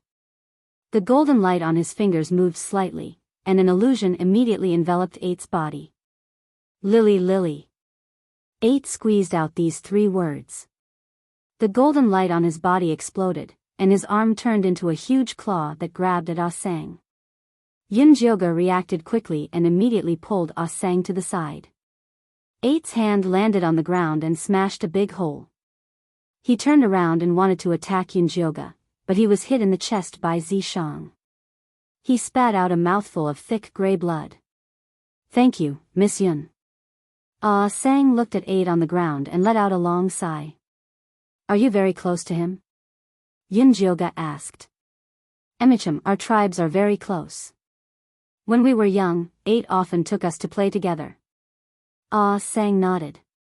There was a trace of nostalgia on his charming face. Who is this Lilia you mentioned? Yin Jioga asked again. 8's little sister and my fiancé. Ah Sang's expression was gloomy. Where is she now? Yin Jioga did not expect Ah Sang to have such a relationship with the gnolls. I don't know. Ah Sang looked confused and said, a year ago, the black rain came again, and the gnoll tribe was flooded in the lowlands. After the entire tribe migrated, no one knew where they went. I've been asking around for their whereabouts, but I couldn't find them. Not long ago, I heard that the Lupus people had been corrupted by demonic energy and turned into puppets. Miss Yun, since you are willing to help 8 awaken, please save the Lupus people. Ah Sang pleaded. I awakened 8 because there is a quest that requires his ability. The gnolls did many bad things when they were controlled by the demonic energy. If he wants to save his people, he must first atone for his sins. He only needed one knoll to search for clues about Grey Castle, so Yunjioga did not want to waste time awakening other knolls. 8 is a very responsible and good clan leader.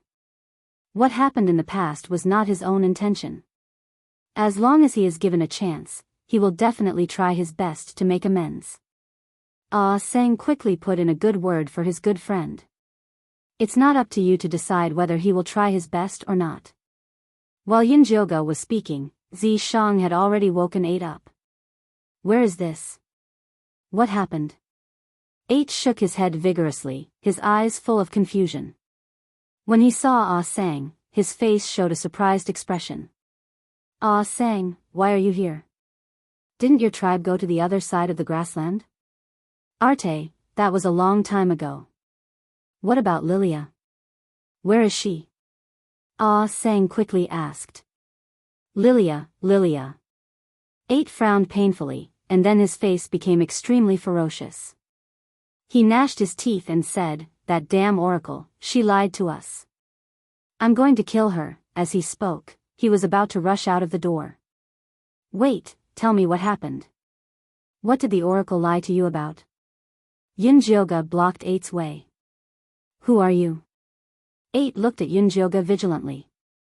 His eyes instantly became frantic, and his arm once again turned into a huge claw and slashed at Yunjioga. 8, calm down. She's your savior. Ah Sang hurriedly rushed over and hugged 8's arm. No, she must have been sent by the oracle. None of these humans from the outside are good people. They destroyed our home. I'm going to kill her. 8 roared. Ah Sang, talk to him first. Come and find me when you've figured it out, Yunjioga said coldly. She looked like she had a lot of things to do and was not interested in watching an orc go crazy. Yes, don't worry, Miss Yun. I'll definitely talk to him. Ah Sang pulled 8 with all her might, and even wrapped her tail tightly around him. Yunjioga coldly left the treatment room with Zi Shang. As soon as the door closed, she immediately leaned against the wall to eavesdrop on what was going on inside. Zi Shang was speechless. He wanted to say something, but Yunjioga stopped him with a look. He could only sit by the side and eavesdrop with her. In the treatment room, Ah Sang's clear voice rang out. She explained the situation of the knolls, Yunjioga's background, and the current situation of Cloud City. Are you sure she's really here to help us? 8's voice also gradually calmed down. I'm not sure, but without her, we would have starved to death. No matter what she wants to do with us, as long as our people can survive, we can only do as she says. Ah Sang's voice was full of helplessness. The situation in the arcane realm was already extremely bad. They had no other choice. You're right. As long as my people can survive, I'm willing to do anything. 8 clenched his arms tightly. He could feel a surge of power in his body. Not only did it help him escape from his previous muddle-headed state, but it also made him stronger. Based on this alone, this Miss Yun was much better than the oracle who only talked and did not do anything. 8. What happened to the knolls after the black rain? What's the matter with the oracle? Ah Sang asked. The oracle is a big liar. 8 clenched his teeth and told the whole story. The black rain came too suddenly. After their tribe was submerged, they could only move higher up. Lilia was seriously injured while protecting a playful cub of her tribe during the migration. The aura of death spread throughout her body, and she was on the verge of death. Just then, their tribe met a woman and 3 men who came from the outside world. The woman called herself the Oracle, and said that she had a way to cure Lilia's injuries caused by the black rain. At that time, he was already in a panic. He could only try his best and ask the Oracle for help. Chapter 536. Then was Lilia saved? Ah Sang asked nervously. She was saved. After the Oracle saved Lilia, she gave us food and weapons, as well as a god stone that can make the gaga grass grow better. Our tribe was doing well at first, until Lilia discovered that the Oracle was arguing with her companions, and the argument was related to the Gaga grass. Not long after, the two companions of the oracle disappeared, leaving behind a gloomy and cold man. Lilia told me that the oracle was very strange. She told us to give up on growing the Gaga grass and plan our escape route. Not long after, she disappeared as well. I brought my tribesmen to capture the oracle, but my head suddenly exploded.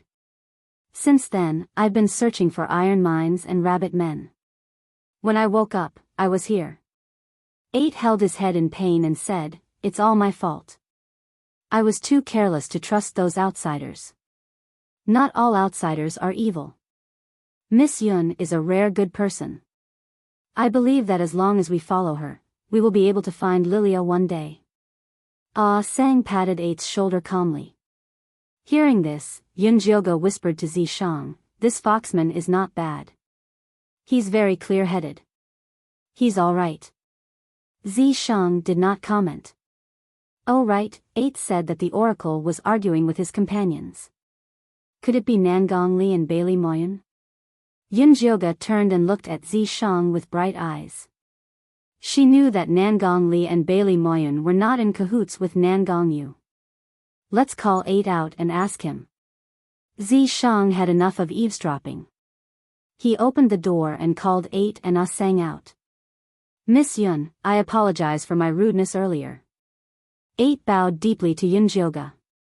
"I forgive your rudeness." Yun Jioga nodded reservedly, then asked, "You said that you saw the oracle and his companions. What did they look like?" "1 woman and 3 men. They were all very good-looking." 8 racked his brains but could not think of any adjectives other than good-looking.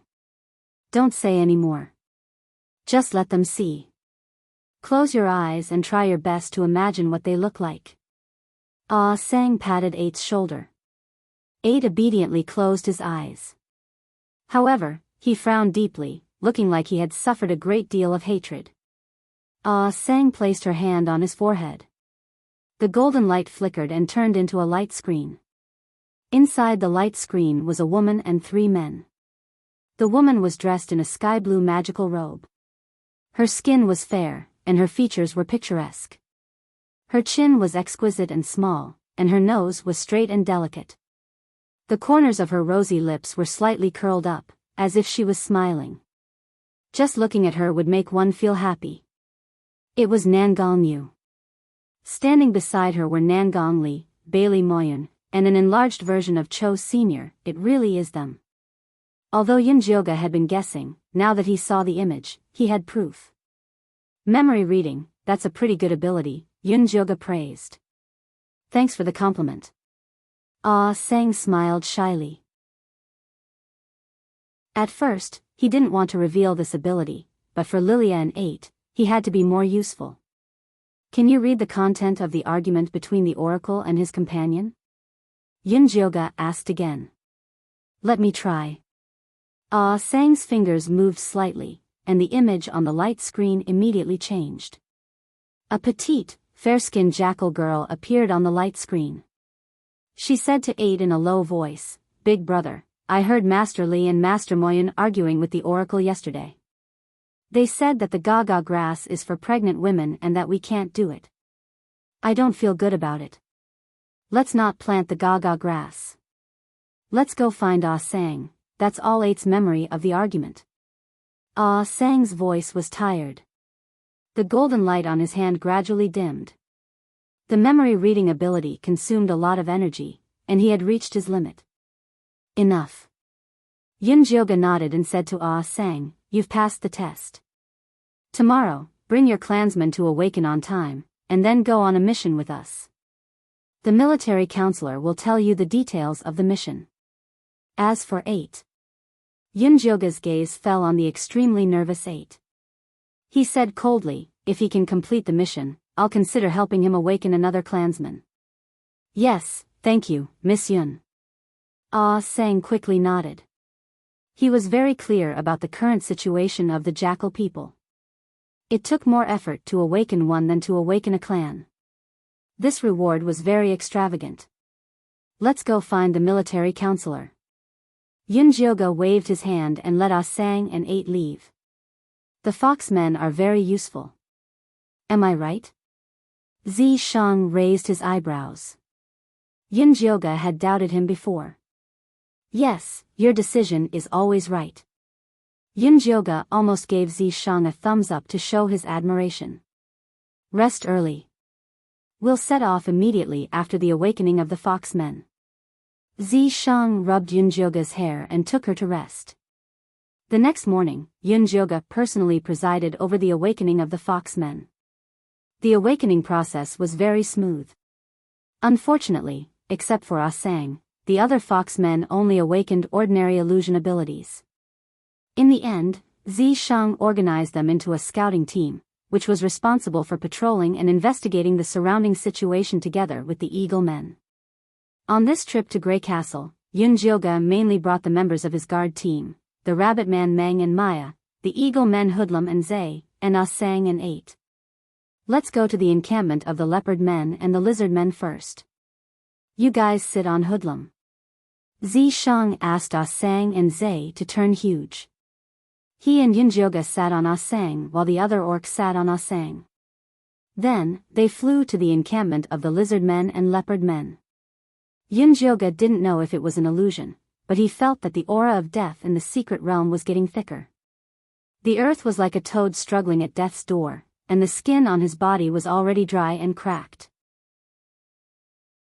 Many beasts lay among the withered grass and trees. Their bodies were covered with black scars of death and emitted a foul smell. If Miss Yun hadn't built Cloud City, we orcs would have ended up like them, Ah Sang whispered to 8. 8 didn't reply, but he looked at Yunjioga's back with a trace of fear and gratitude. He had gone to the dungeon to see the rest of his people. Although their minds were controlled and their faces were numb, at least they were still alive and there was still hope. The encampment of the Leopard Men is over there. Hold tight, I'm going to land. Ah Sang's voice came, and then he quickly landed. Yunjioga, Zi Shang, and the others jumped off the eagle's back. There were piles of rocks everywhere. From the smooth surface of the rocks, one could vaguely see that there used to be an orc tribe living here. 8. See if there are any clues. Yunjioga walked around and didn't find anything special. Yes. 8 immediately bent down and turned into a huge jackal. His reddish-brown fur shone, and his gray eyes emitted a sharp light. He sniffed around the pile of rubble and quickly identified his target. He used his claws to dig up a large rock and dug out a neatly wrapped bundle from underneath. There was an animal skin and an old stone bowl with holes in it. This is left behind by the Leopard Men and Lizard Men.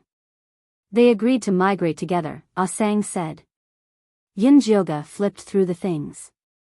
Usually, orcs would bury things they didn't need before migrating. On one hand, it might be useful in the future. On the other hand, it was to hide the traces of their lives. It seemed that the Leopard Men and Lizard Men left very calmly. 8. Can you find their route of departure? Zi Shang asked. Chapter 537. Although the smell is a little faint, I can tell that they left in that direction. 8 raised his head and looked to the west. Lead the way. Ah Zay and Ah Fei, follow. Yunjioga and Zi Shang sat back on Ah Zay. The 2 black eagles followed behind 8. Art sprinted across the land, occasionally stopping to sniff at a fork in the road, then moving on. After running for about an hour, 8 circled a wide forest of dead trees and retreated to a small river that he had just passed by. He looked up and shouted at Yunjioga and the others, "This is where the Leopard Men disappeared." Here. Yunjioga looked down at the dry stream. It was too far and he didn't see anything. Zay, go down. Then, Zi Shang jumped down from behind Lu Zay and landed on a dry riverbed. Yunjioga and the others landed too. Demeng accidentally stepped into the deep black mud. When he jumped out, his feet were covered in mud. Stay away from me. Maya looked at Demeng with disgust and quickly left. Yunjioga quietly left too. The mud was too smelly. Look here. Zishang pulled Yunjioga and signaled her to look at the grass by the river. There were a few scattered footprints that were so faint that they were almost invisible, heading towards the forest of dead trees in the distance. 8. What's going on? Yunjioga asked. Although the last sign of the leopard men was in the forest up ahead, they actually disappeared by the river, 8 said as he walked up to Yunjioga and Zishang. Why? Yunjioga asked. If it were me, I would never bring my people into the dead tree forest. The footprints are too clear. Someone must have set it up, 8 said. Okay, everyone search around here. North, south, east, west, pick a group each. Yunjioga also wanted to pick a direction but was stopped by Zishang. This river seems to have dried up not long ago. Zishang squatted down and picked up the mud on the riverbed. It was still very wet. Could they have been attacked while drinking here? Yunjioga also squatted down and asked. Very likely. Zishang glanced at the messy footsteps by the river and said, something unexpected must have happened at that time. Where will they be taken? Yunjioga got up and looked around. The vast wilderness was empty except for the dead trees. I don't know about that. Without using demonic power and divine abilities, even he would have a hard time finding the missing leopard men and lizard men. About half an incense's time later, Ah Zhe and Ah Fei flapped their wings and came back to report, Miss Yun, the east side is the wilderness. The end of the wilderness might be a cliff, or it might be the death swamp.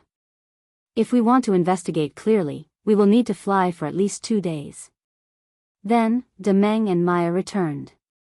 The west side is also in the wilderness. We didn't find any movement from the leopard men or the lizard men. Then 8 and Ah Sang also came back. Seeing Yunjioga's questioning gaze, Ah Sang shook his head helplessly and said, we didn't find anything here either. That leaves the dead tree forest. Yunjioga looked at the forest shrouded in black mist. Miss Yun, I'm very sure that they disappeared near this river. 8 still insisted on his opinion. You 3 teams will change directions and search again. Yi Zi and I will go check the forest. Since someone pushed the clues to the dead tree forest, there should be some traces left behind, Yunjioga said. Miss Yun, the dead tree forest is too dangerous. Maya and I should go check. Demeng quickly stopped her. No need. Compared to these beastmen, Yunjioga trusted her own eyes more. Miss Yun, we are your guards. If there's danger, we should be the first to go, Demeng said anxiously. The other beastmen nodded. Yunjioga had become the savior of the entire beastmen race. If anything happened to her, the entire guard team would be too ashamed to go back and see their people. You stay here and help 8 find clues. This is an order. Yunjioga's face turned serious. Guards being too loyal was also a problem. Demeng's ears were about to stand up. He was about to say something, but Maya stopped him and shook her head. Before entering the guard team, the advisor gave all the beastmen a lesson. He only emphasized one thing. They must listen to Miss Yun and Master Yi Zi. If they couldn't do it, they should leave. Miss Yun, Master Yi Zi, at least let me carry you over. Ah Zhe said. No need, we'll be back soon. Yunjioga felt helpless seeing how the sky was about to fall on Zhe and the rest of the orcs. It seemed that she had been too focused on her research that she became a weak chicken in front of the beastmen. It seemed that she had to show them her power when she had the chance. Let's go. Zishang pulled Yunjioga and disappeared from their sight. Moments later, they arrived at the dead tree forest. Clues. Zishang pointed at a dead tree ahead. These traces do seem intentional. Yunjioga looked at the paw print on the tree. It was left by the leopard. Let's go in and see. Zishang followed the trace into the forest. There were gray-white trees everywhere. The black leaves floated with a faint black gas. It had a nauseating smell. The paw print left by the leopard race was very clear. There were clues every few trees. It spread towards the center of the forest. It's probably a trap ahead. Do we still go? Yunjioga looked at the arrow. The black gas there was like a whirlpool. Of course we have to. Know yourself and know your enemy, and you will never be defeated in 100 battles. We need to find out what kind of cards Cho-sen and Nangong you have. After saying that, black scales immediately covered his entire body. He then led the way. Yunjioga only took 2 steps behind him when she felt something heavy under her feet. A gray vine grabbed her ankle and pulled her into the forest. Zishang turned and stomped on the vine, protecting Yunjioga behind him. The dead trees in the forest started to boil. The dead trees swarmed toward them like sharks that had smelled blood. Countless tree vines attacked them. Open your spirit eye and find the tree core. Zishang carried Yunjioga and moved left and right. He punched the trees in front of him. However, there were more and more trees. Even if they were broken, they would regrow. There was no time to stop. Yunjioga opened his spiritual eye to search around and finally found a ball that was flickering with gray light that was constantly moving around. It was undoubtedly the dead tree's heart. There. Yunjioga flicked her moon spirit thread to the gray orb. Zishang turned into a snake tail and whipped in that direction. All the dead trees in front of him turned to dust. Yunjioga used her moon spirit thread to wrap around the gray orb. Just when she was about to crush it, she heard a terrified cry. Don't kill me. Chapter 538. What the hell is this? Yunjioga looked at the gray eyeball that was tightly wrapped by moon spirit threads. Its blood-red pupil and bloodshot eye whites made him uncomfortable. This is a demon. Zishang took the eyeball and asked, where did you come from? Please, I've been here since I was born, okay? But where did you invaders come from? Why are you destroying my home? The eyeball complained, as if it was an innocent victim. These dead trees only appeared after the black rain. How did you stay here all this time? Zishang sneered. I was born in this dead forest after the black rain. Of course I've been here all this time, the eyeball said disdainfully. You can be even more arrogant. Zishang pinched the eyeball with his fingers, causing the blood vessels on the eyeball to burst out. Ouch, gentler, gentler. You're hurting me, the eyeball shrieked. Trust me, I can make it hurt even more. Zishang's lips curled up, his gaze cruel. Don't be like this. Keeping me around is good for you, the eyeball shouted in panic. What good can you do? Yunjioga raised an eyebrow. I know everything, the eyeball said proudly. Then can you tell me where the black rain in this hidden realm came from? No. The eyeball froze. Then can you tell me how to dispel the demonic chi and restore the hidden realm's vitality? Yunjioga asked again. No, I can't. The eyeball suddenly felt so useless. Then what's the point of keeping you around? Yunjioga stared at the eyeball's red pupil emotionlessly. Wait, did you come here to find those stupid leopards and lizards? I know where they are. I can take you there, the eyeball hurriedly shouted. Zishang and Yunjioga looked at each other. Then tell me, where are they? Yunjioga asked. Those stupid leopards and lizards are locked in the river up ahead. I'll take you there now, but you have to let go of me first. The eyeball blinked its gray-white eyelids. I'll use moon spirit threads to tie it up. Yunjioga weaved the moon spirit threads into a gray-white net and wrapped it around the eyeball. What is this? It's so disgusting. The eyeball shook left and right, trying to break free from the net. No matter how disgusting it is, it's still better than you. I'm warning you, behave yourself, or else I'll suck you dry. Although Yunjioga hadn't used the devouring ability of the moon spirit threads, she didn't mind trying it out on this eyeball. I've always been honest. Why do you keep threatening an innocent monster like me? The eyeball's eyes were wet, as if it was about to cry. Shut up. You're disgusting. Yunjioga was getting goosebumps. All right. The eyeball immediately returned to its original state after failing to act pitifully, and obediently flew forward. Yunjioga and Zishang followed the eyeball out of the forest. They saw Aze, Demeng, and the other orcs waiting anxiously outside. What are you guys doing here? Have you finished searching the river? Yunjioga asked. I've already searched, but I didn't find anything. Maybe I guessed wrong. 8 lowered his head in frustration. He was scolded by Ah Sang for being too impulsive. He actually caused Lady Yun and Master Yi Zi to personally enter the forest to check. No, you're not wrong. The wercats and lizard men have indeed disappeared from the river. This thing will help us find them. Yunjioga pulled the string in her hand, and the eyeball that was flying high in the sky was pulled down by her. What is this disgusting thing? Ah Ze was shocked. Is this an eyeball? Oh my god, it's alive. It can move and fly. The shocked orcs all came over. Maya even wanted to touch the eyeball. Go away, you stupid orcs. I'm a great and noble monster. I'm not someone you lowly beings can dream of. The eyeball flew up proudly and looked down at the orcs.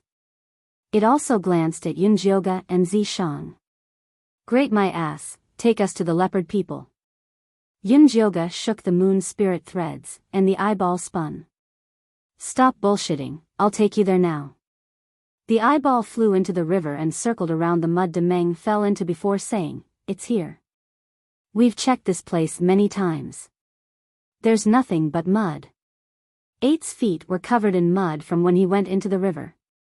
Stupid orcs, back off. The eyeball sneered and shot a dark red beam at the bottom of the river. The bottom of the river, which was full of silt, rumbled, and then a big black hole appeared. Gusts of chilly wind drifted out from it. The people you're looking for are inside. Go in. The eyeball said. There's indeed the smell of leopard people and lizard men inside. 8 nodded with a serious expression. Take us in. Yunjioga pulled the eyeball. Okay, follow me. The eyeball moved and floated inside.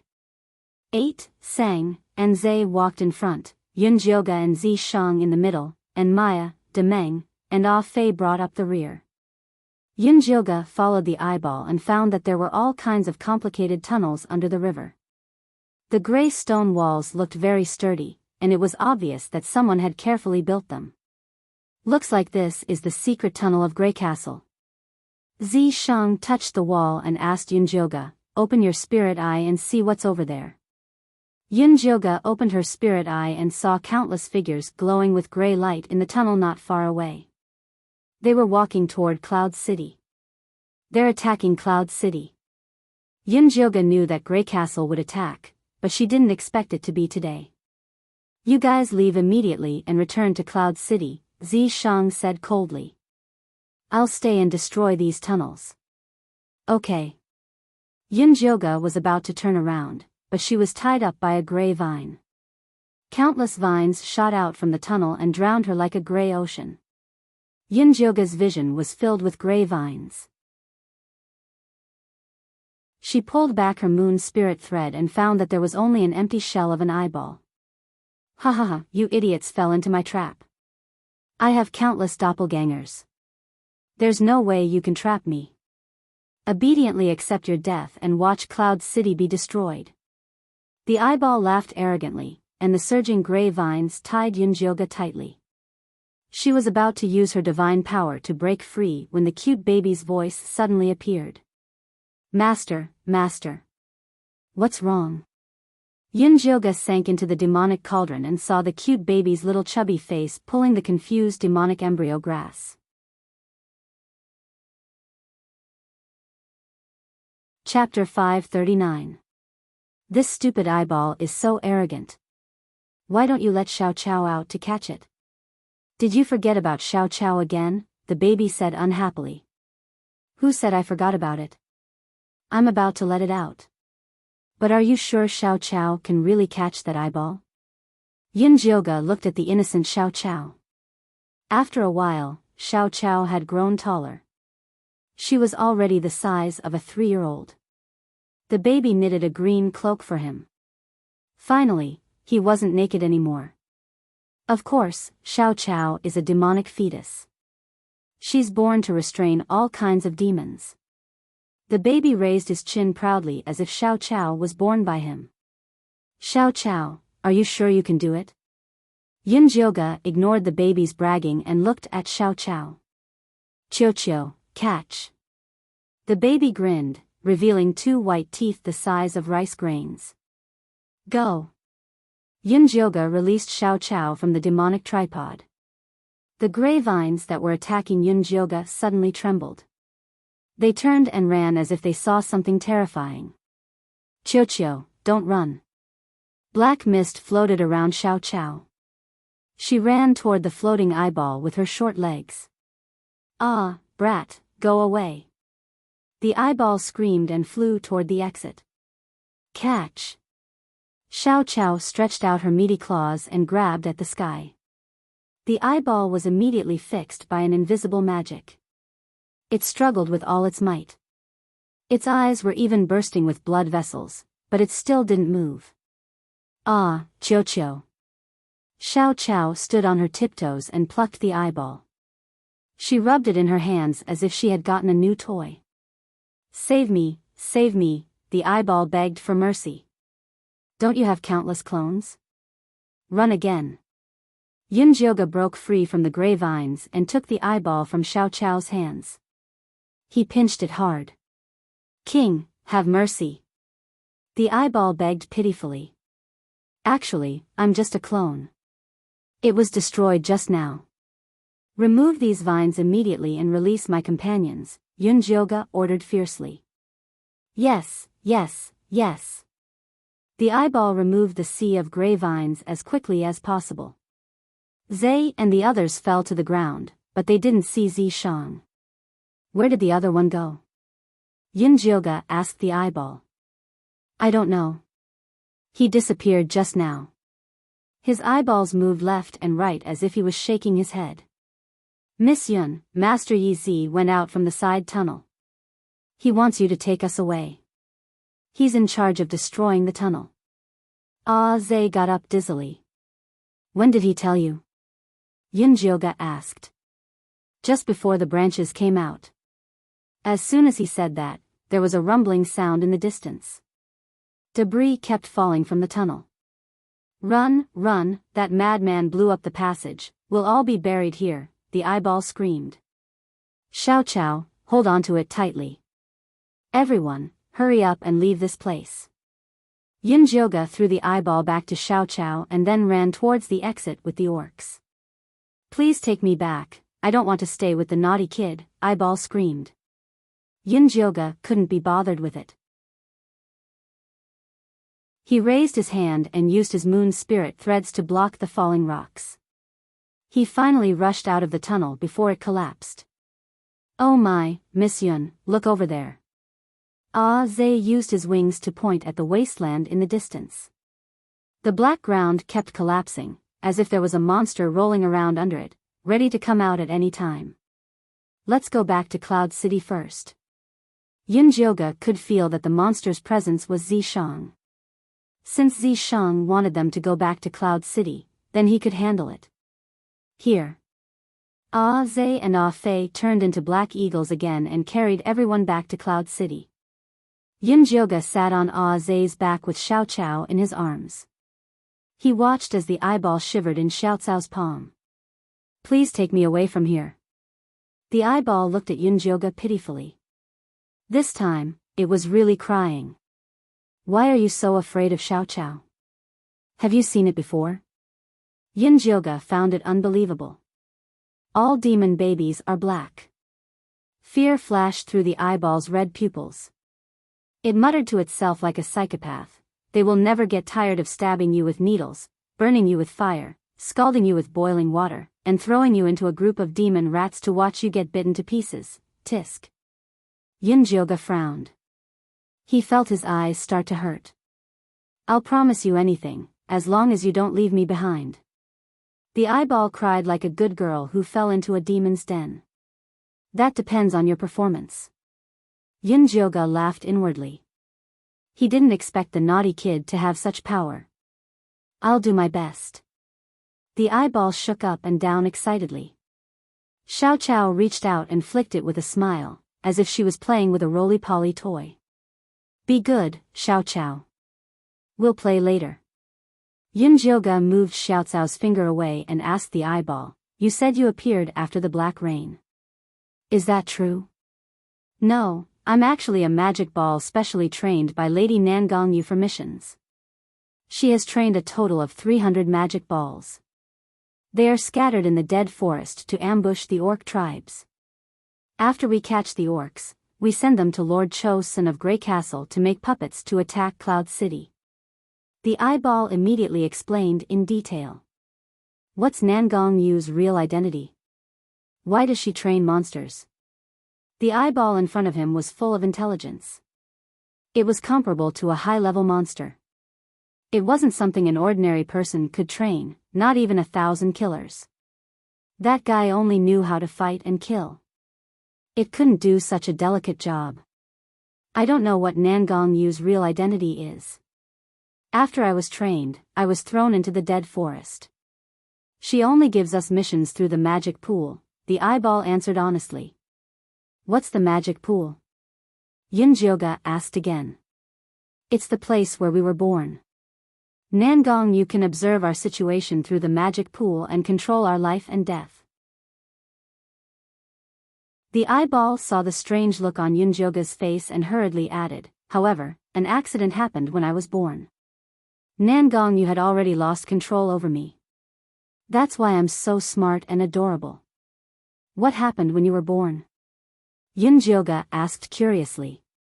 I don't know. I don't have that kind of memory. But I know I'm different, the eyeball said with a hint of pride. I can see that. Such a strange personality was indeed not something an ordinary monster could have. Really? You're really my confidant. I heard those stupid orcs call you Lady Yun. Can I call you that too? As long as you don't leave me with this naughty kid, I'm willing to swear loyalty to you. The eyeball blinked, trying to make itself look more sincere.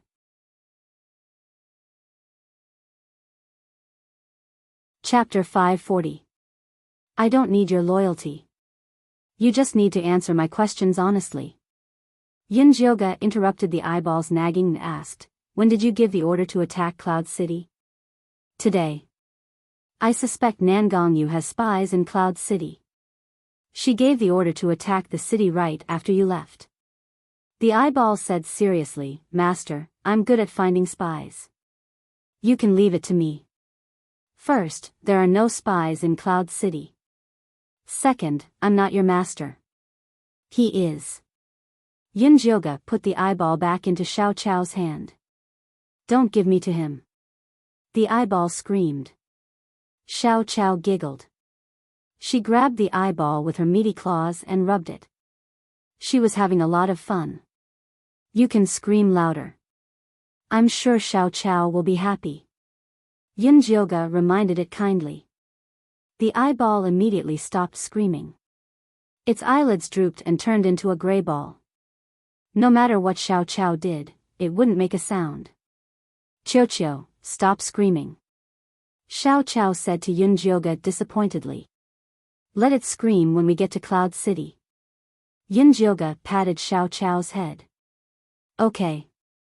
Xiao Chao put the eyeball into the pocket of her green cloak and patted it. She asked expectantly, are we there? Ready. It's over there. Yunjioga pointed to Cloud City in the distance. The Cloud City was wrapped in layers of gray vines, and there were also many puppet orcs mixed in among them, launching attacks. Fortunately, the entire Cloud City was covered by Yin Shirley's Yin Yang Qi. The attack was temporarily blocked. Eyeball, can you get rid of these dead trees and vines? Yunjioga patted Xiao Chao's pocket. No. Those dead trees aren't my subordinates. I can't summon them. The eyeball said gloomily. If you can find a way to open a path, I'll let you leave Xiao Chao for 2 hours. Yunjioga offered. No, at least a day. The eyeball opened its gray eyelids and tried to fight for it. Okay, 1 day it is. Yunjioga took out the eyeball and wrapped it with the moon spirit thread. Then, he warned, if you play any more tricks, I will let Xiao Chao stab you with needles, burn you with fire, scald you with boiling water, throw you into a group of demon rats, and watch you being bitten into pieces. Don't say any more. I will be honest. If the eyeball had hands, it would have raised them in surrender. Putting aside the fact that it no longer had any doppelgangers to use, the devilish brat's terrifying magic seal was enough to deal with it. Then hurry up and open up the passageway, Yunjioga said. I'll open it immediately. Tell those 2 stupid black eagles to follow me closely. The eyeball shot out a beam of red light, and a crack appeared in the middle of the vines. Ah Zhe and Ah Fei sped up and charged into the sky above Cloud City. Then, they passed through the Yin Yang Qi defense and landed. You're finally back. If you were any later, you would be collecting the corpses of these orcs. Yin Shirley's figure immediately appeared in front of Yunjioga. What's the situation now? Yunjioga looked around the entire Cloud City and saw that all the orcs had looks of despair on their faces. It was as though the end of the world was coming. The situation is not good. Although the formation that Yi Zi set up has been completely opened, it has used up too much energy. It won't last long. Why are you the only one back? Where's Yi Zi? Yin Shirley looked around and didn't see the most reliable figure. He's at the back, cutting off the tail. He will need some time to catch up. Ah Zhe, go and call the various chiefs and elders over. I have a mission to give them.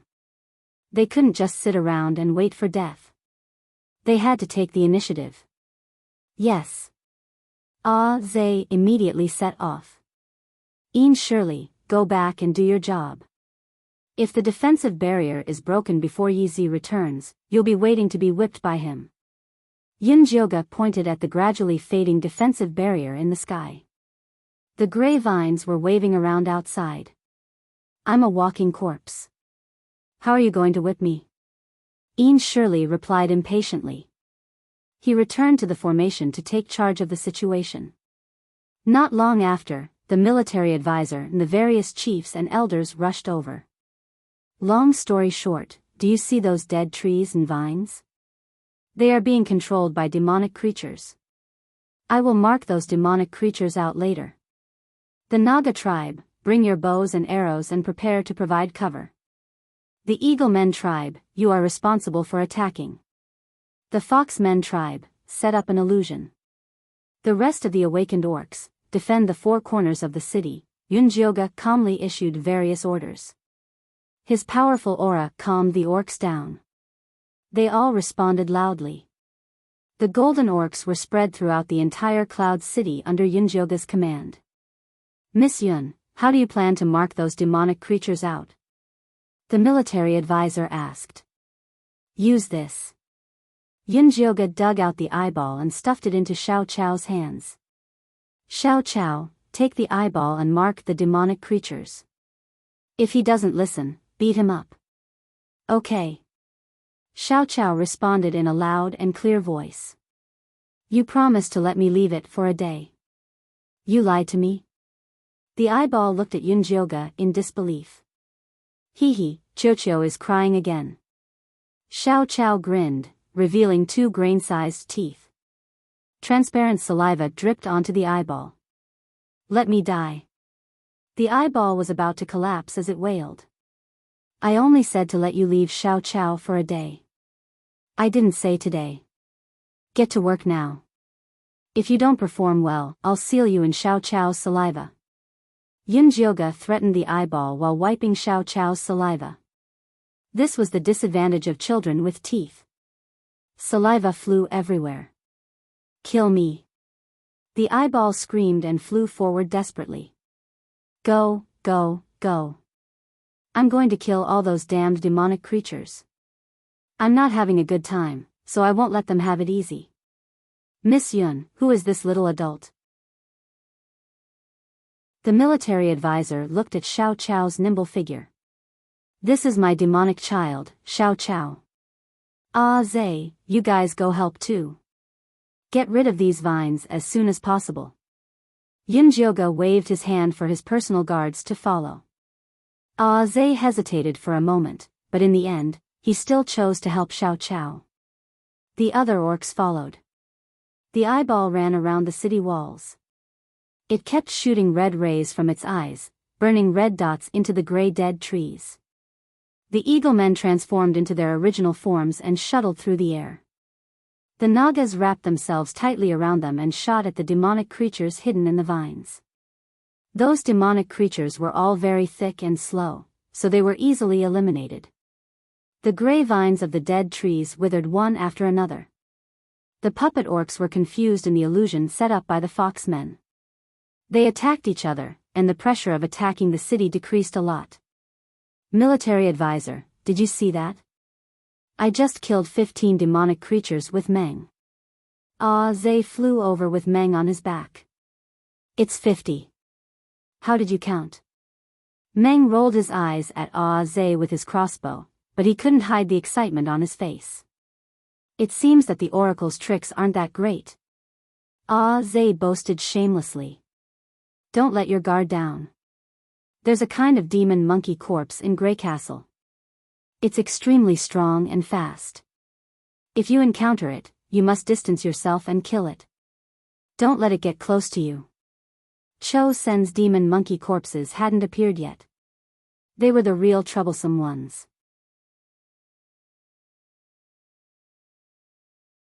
Chapter 541. Isn't it just a monkey? I'm the best at dealing with monkeys. Ah Zay said with a confident face. Those aren't normal monkeys, those are. Before Yunjioga could finish, he was interrupted by a sharp scream. He saw 3 monkey demon corpses appear in the southwest corner, tearing several tall and strong bear people in half with their bare hands. Blood splattered everywhere, causing the beast people to scream in fear. The arrogant eyeball floating in the air saw the monkey demon corpses and immediately shrank back into Xiao Chao's pocket. Bad monkey, hit, hit, hit. Xiao Chao moved his short legs and charged at the monkey demon corpses. Careful, don't get close to it. Yunjioga also quickly charged over and used the moon spirit thread to tie up the monkey demon corpses. Although Xiao Chao's body only reached the knees of the monkey demon corpses, he bravely stepped on the knees and jumped onto its head. He covered the monkey's head with one hand and sucked it dry. Do your best, Xiao Chao. The little baby excitedly shouted in Yunjioga's sea of consciousness. How did Xiao Chao suddenly become this strong? Yunjioga watched in shock as little grass jumped around the 3 monster monkey corpses like a nimble little rabbit, sucking them dry without any effort. Hey, when I was helping you find seeds, I found some soul-eroding demon flower essence, so I gave it to him. The little baby proudly said. Soul-eroding demon flower, what is that? Yunjioga had never heard of it before. That is a heaven-level demon. After eating it, it has the ability to forcefully steal the demon's soul. It is the most suitable for Xiao Chao. The little baby proudly said. It really is suitable. Yunjioga saw Xiao Chao easily kill the 3 monkey demon corpses. His heart was filled with an indescribable joy. Master, I killed them all. Xiao Chao bounced over to Yunjioga, looking up with a small face like he was asking for praise. Good job. Yunjioga rubbed his little head. Master Xiao Chao is truly too strong. The eyeball that had been hiding came out and began to run around Xiao Chao. Flatterer. Yunjioga snappily flicked the eyeball and asked, Aren't you a demon? Why are you afraid of a few monkey demon corpses? Those are not normal monster monkey corpses, they are infused with devil souls. The eyeball confidently said, Cho Sen is very good at this. He also has a super large and powerful monster monkey corpse. It is equivalent to a human nascent soul cultivator. He actually got his hands on an original level monkey's corpse. Yunjioge's heart skipped a beat. He had a bad feeling about this. Oh no, he's here, he's here. The eyeball suddenly screamed and tried to hide again. Who's here? Yunjioge quickly grabbed it. It's Cho-sun, he brought the monster monkey Een corpse over. Don't let him discover my existence, otherwise I'm dead for sure. The eyeball broke free from Yunjioge's grasp and hid in Xiao Chao's pocket, shivering. Yunjioge stood at the highest point of the city wall and saw a 30-foot-tall monster monkey Een corpse running towards Cloud City. It looked ferocious and wore black armor. Like a bull, it charged over and slammed into the city wall. There was a loud bang. The entire city wall shook 3 times and the gray Een and yang qi covering it weakened quite a bit. If it hits us again, the city wall will collapse.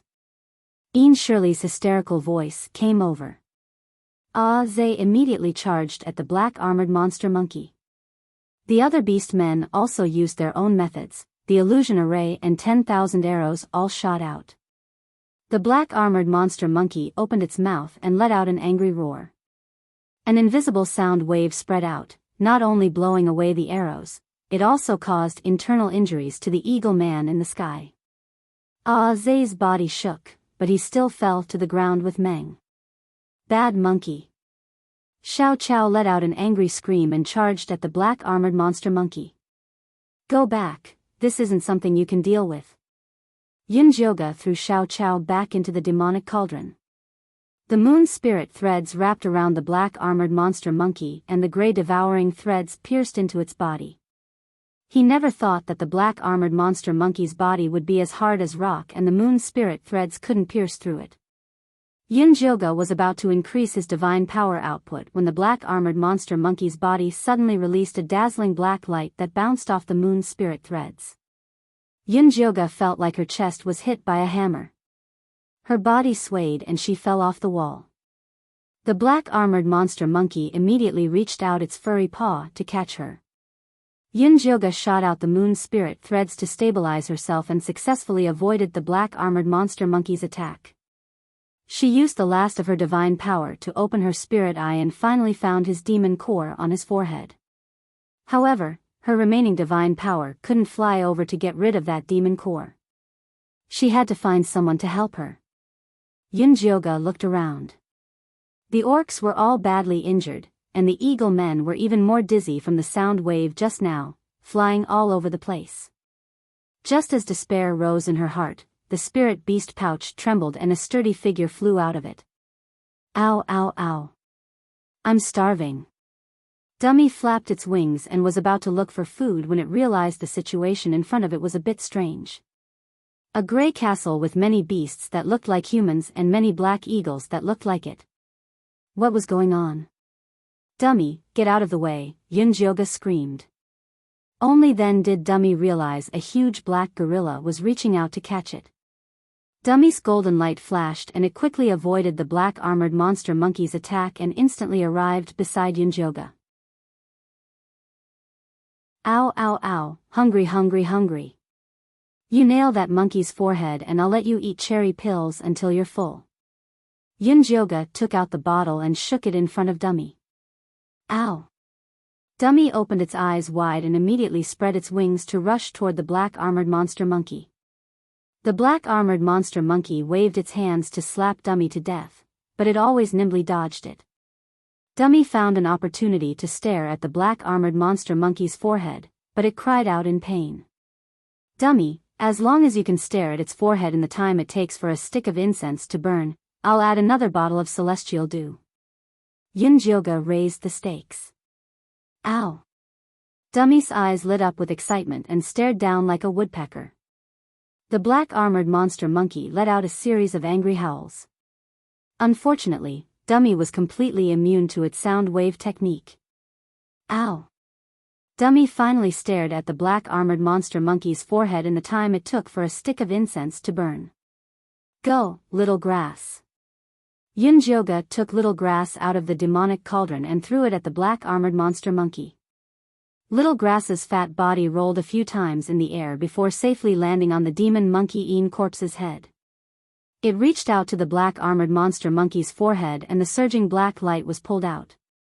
The black armored monster monkey let out a miserable cry of pain, but it was still killed by little grass.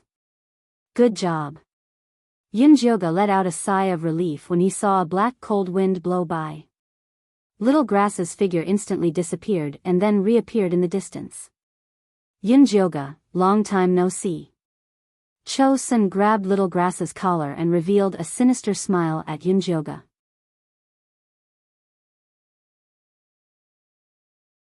Chapter 542.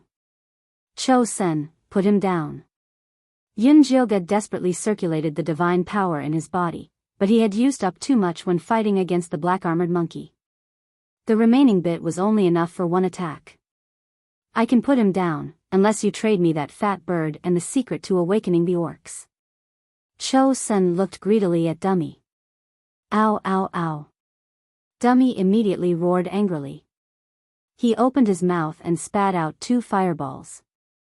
Cho-sun used Xiao Chao as a shield and all the fireballs hit Xiao Chao. Dummy, shut up. Yunjioga glared at Dummy. Dummy immediately didn't dare to make a sound. What do you, a demonic cultivator, want this bird for? How about this, I'll trade you with the top secret technique of the corpse sect. Yunjioga tried to negotiate with Cho Sr., ha ha ha. Cho-sun laughed wildly and looked at Yunjioga like he was an idiot. Why would I take the lousy technique of the corpse sect? You're not Cho-sun, Yunjioga suddenly said. No matter how arrogant Cho-sun was, he wouldn't look down on the technique of the corpse sect. You're indeed the reincarnation of a goddess. You have a good eye. Cho-sun smiled and admitted it without hesitation. Who are you and what's your relationship with Nangongyu? If this Cho-sun's heart was replaced, then Nangongyu might not be herself. If you want to know, trade with the secret to awakening the golden light. Otherwise, I'll eat this little guy. Cho-sun grabbed Xiao Chao's neck and licked its face with his bright red tongue. Xiao Chao trembled in fear. Her big eyes were filled with fear. Her 2 small hands tried to pry Cho-sun's hand away and her little feet desperately kicked in the air. Master, I want to save Xiao Chao. Let me out. The little baby Yunjioga shouted excitedly in the divine sense. What can you do? Don't cause trouble. The little baby had been planting grass every day since he returned. He had no fighting power. I have one chance to teleport. Put me on his head. I'll knock him out and put Xiao Chao in. The little baby had saved up for a long time to get one chance to teleport. He was saving it to save Yunjioga in the future, but now he could only use it to save Xiao Chao. Yunjioga looked at Xiao Cao's face, which was becoming more and more purple, and could only give it a try. I'll attract his attention first, and you can teleport over when the time is right. Yes. The little cute baby's round face was taut, and he stared at Cho-sun with all his might. Cho-sun patted Xiao Chao's face and asked Yunjioga with a smile, have you decided? Do you want this demonic embryo or do you want to protect these useless beastmen? If you let it go, I'll give you the method to awaken the golden light, but I can't give it to Dummy, Yunjioga said in a low voice. Okay, use your divine sense to engrave the method of awakening into the jade slip. If it's useful, I'll let it go. Cho-sun slightly loosened his grip on Xiao Chao, but he still firmly confined her body. All right. Yunjioga took out a jade strip from his storage bag, casually imprinted a bit of his spiritual consciousness into it, and then threw it to Senator Cho-sun's eyes stared at the jade slip. His right hand transformed into a black light and grabbed the jade slip. Yunjioga took the chance to release the demonic tripod and smash it at the back of his head. The little cute baby's teleportation was very successful. At that moment, Cho-sun's left hand was holding the baby, and his right hand was holding the jade slip. He couldn't react at all. But just as the demonic tripod was about to smash his head, a large black hand appeared from his neck and knocked the demonic tripod away. Ah, get out of the way. The little cute baby screamed and flew toward Yunjioga. Yunjioga quickly dodged and saw the demonic tripod violently hit Cloud City. With a loud bang, the defensive shield on top of Cloud City disappeared. The remaining puppet beast men immediately climbed over the wall and fought with the golden light beast men. The scene was chaotic. Master, I didn't do it on purpose. He's too powerful. The troublemaker cried and returned to Yunjioga's consciousness. Yunjioga didn't have time to scold him. He looked at Cho-sen and said, "Don't mess around. Looks like you won't shed a tear until you see your coffin. I have to teach you a lesson." Cho-sen revealed a cruel smile. His left hand grabbed Xiao Cao's body, and his right hand pinched its arm. He was about to pull it off. "No!" Yunjioga screamed. His divine power turned into a golden arrow and shot at Cho. Senator Cho-sen knew how powerful the arrow was. He immediately blocked Xiao Cao in front of him. Yunjioga used his divine consciousness to control the golden arrow. He wanted to find a flaw, but Cho-sen always stopped him with Xiao Cao. "Shoot him!" Suddenly, Zishang's voice reached Yunjioga's ears. "Where are you?" Yunjioga's eyes lit up. His helper was finally back. "Don't worry about me. Hurry up and shoot." Zishang's tone was urgent. It wasn't easy to use divine consciousness transmission in the spirit forbidding land. "Okay." Yunjioga gritted his teeth and shot the golden arrow at Cho. Senator Cho-sen hadn't expected Yunjioga to really dare to attack. He threw Xiao Cao in the direction of the golden arrow and quickly retreated. Yunjioga used all his strength to make the golden arrow make a big turn. It brushed past Xiao Cao's arm and flew toward Cho. Senator Cho-sen's hands moved like wheels. He conjured countless spells and shot out rays of black light to block the golden arrow. The golden arrow chased after him like a hot knife through butter. Just then, Zishang's voice reached Yunjioga's ears again. "Show weakness." Yunjioga immediately reduced the amount of divine power he was using.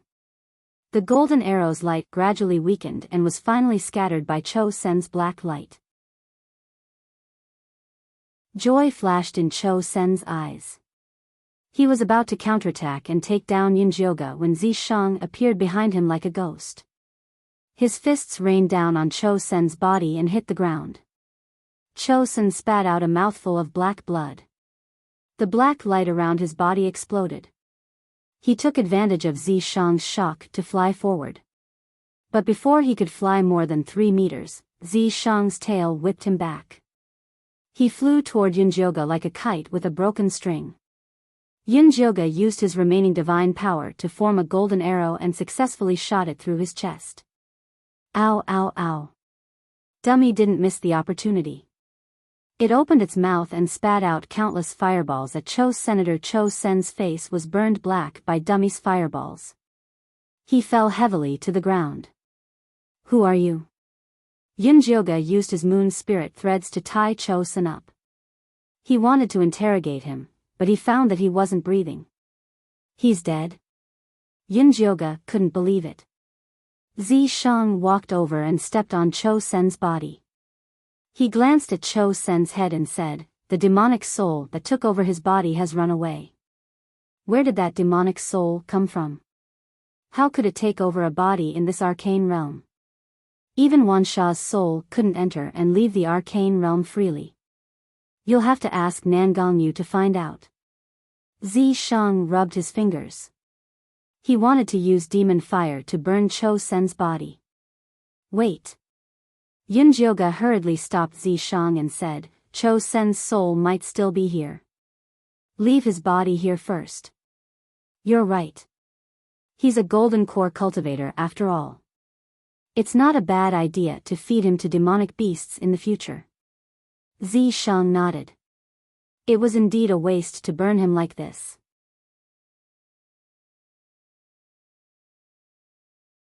Chapter 543. Yunjioga rolled her eyes at Zishang and put Cho-sen's body into her storage bag. She turned to look at the devastated Cloud City. Demeng and the other orcs had already killed most of the puppet orcs. "Miss Yun, are you all right?" The military counselor flapped his wings and flew over. "I'm fine." Take a good look at the casualties and bring it to me later, Yunjioga ordered in a low voice. Yes. The military counselor glanced at Dummy. He wanted to talk to him, but he still flew away. Dummy, come here. Yunjioga called Dummy over. Ow, ow, ow. Hungry, hungry, hungry. Dummy flew to Yunjioga's side and opened his mouth wide. Stop howling and talk seriously. Yunjioga took out a bottle of cherry pill and poured it into Dummy's mouth. Do you remember what happened in the past? Ow, I remember. Dummy chewed the cherry pill in big mouthfuls. Then he waved his wings at the busy eagle men in Cloud City and said, "These are my people. I am their prince." Then do you remember how you successfully turned into a beast? Yunjioga poured a bottle of immortal dew for Dummy. I remember. At that time, I passed by an open space and found a golden tree growing a few fragrant fruits. After eating them, they transformed. However, when I went to look for the golden tree, it was gone. This was Dummy's biggest secret. He didn't even tell Elder Bai. He only told him when Yunjioga asked him. Do you remember where the tree grew? Yunjioga asked quickly. I remember. But after the black rain, that place turned into a dead swamp. There was only an empty flat land left, Dummy said. Flat land?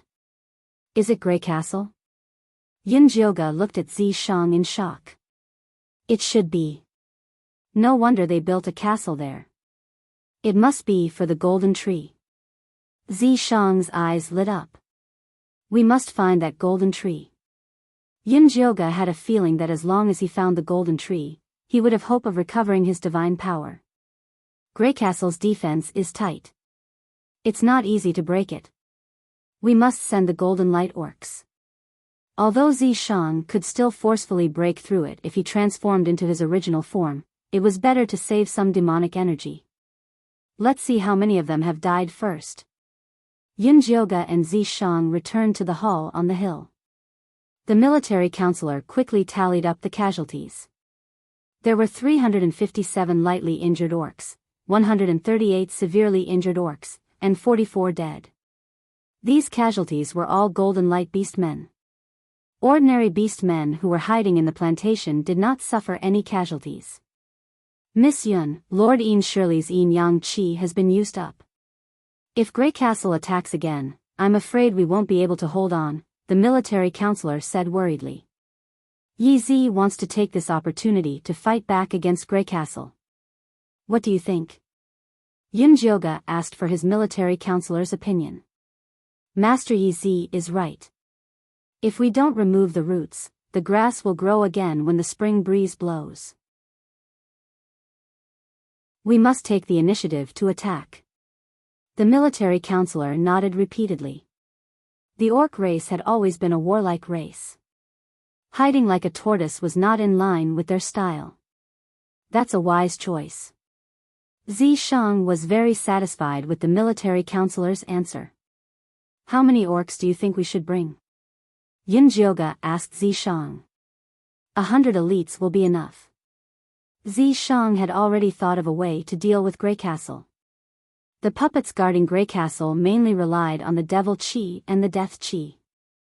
As long as Feifei absorbed the Death Chi around Grey Castle and turned it into Life Chi, the puppet orcs and monsters would be greatly restricted. Then, they would be able to attack with twice the effort. 100 elites is no problem. The military counselor nodded repeatedly. Gather the people as soon as possible. We'll set off in 2 hours, Zishang said. So soon? Yunjioga frowned. 2 hours was not enough for everyone to recover. We've already injured the devil's soul. It's time to kill him while he's down. Zishang felt that even 2 hours was too long. I'll go inform them now. The military counselor immediately turned around and flew away. Dummy, go to Grey Castle with Grey to check out the situation. Also, see if it's where you found the golden tree. Zishang called Dummy over. Ow! Dummy saw that his people were in a critical situation, so he obediently went to do his work. Zishang, time is too tight. It's too dangerous. Yunjioga was about to have a good talk with Zishang when the voice of the rabbit chief came from outside the door. Miss Yun, I have something to tell you. Come in. Yunjioga could only put Zishang's matter aside for now. The rabbit chief walked in with a cicada skin bag in his hand. Miss Yun, the carrots you asked us to plant are ready. The rabbit chief placed the animal skin bag on the table, and then took out the neatly bundled carrots inside. There were 3 piles in total, from left to right, each brighter and redder than the last. You planted these with blood? Yunjioga pointed at the reddest pile and asked. Yes, the land here is very good. The harvest is better than I expected, the rabbit chief said. It looks very good. Yunjioga picked it up and sniffed it. It had a strong smell of blood and even a trace of spiritual power. To be able to plant spiritual power in an arcane realm where spiritual power was forbidden, this blood carrot was very useful to cultivators. Of course it's good. I planted these with blood. The rabbit chief repeatedly emphasized her hard work. She didn't want to give up her offerings for nothing. Bring all these blood carrots here. I'll exchange this bottle of pills with you. There are 10 pills in total. Taking one will help you evolve once. Yunjioga took out a bottle of cherry pills and placed it on the table. Thank you for your generosity. I'll bring the carrots over immediately. The rabbit chief carefully put away the cherry pills. In the attack of Cloud City, the rabbit people were the most injured. In the end, it was because they were too weak. With this bottle of pills, they had an extra layer of protection. After the rabbit chief left, Zishang picked up a blood carrot and tasted it. He said, it's full of spiritual power. If a cultivator is injured here, this is definitely the most suitable pill. That's right. That's why you eat it. It's useful. Yunjioga slapped Zishang's hand away and put away all the blood carrots. Let's go to the rabbit people and get the rest of the blood carrots. Then we'll go pick the people. Zishang threw the rest of the carrots into his mouth. Yunjioga and Zishang put away the blood carrots and went to find the military counselor. The military counselor had already gathered 100 elite warriors. Yunjioga's guards were all among them. There were also the chiefs and elders of various tribes who volunteered. Go back and rest. We'll set off in an hour. Zishang waved his hand and dismissed them. This counterattack against Grey Castle was very dangerous. They might not return. It was good to let them say goodbye to their clansmen.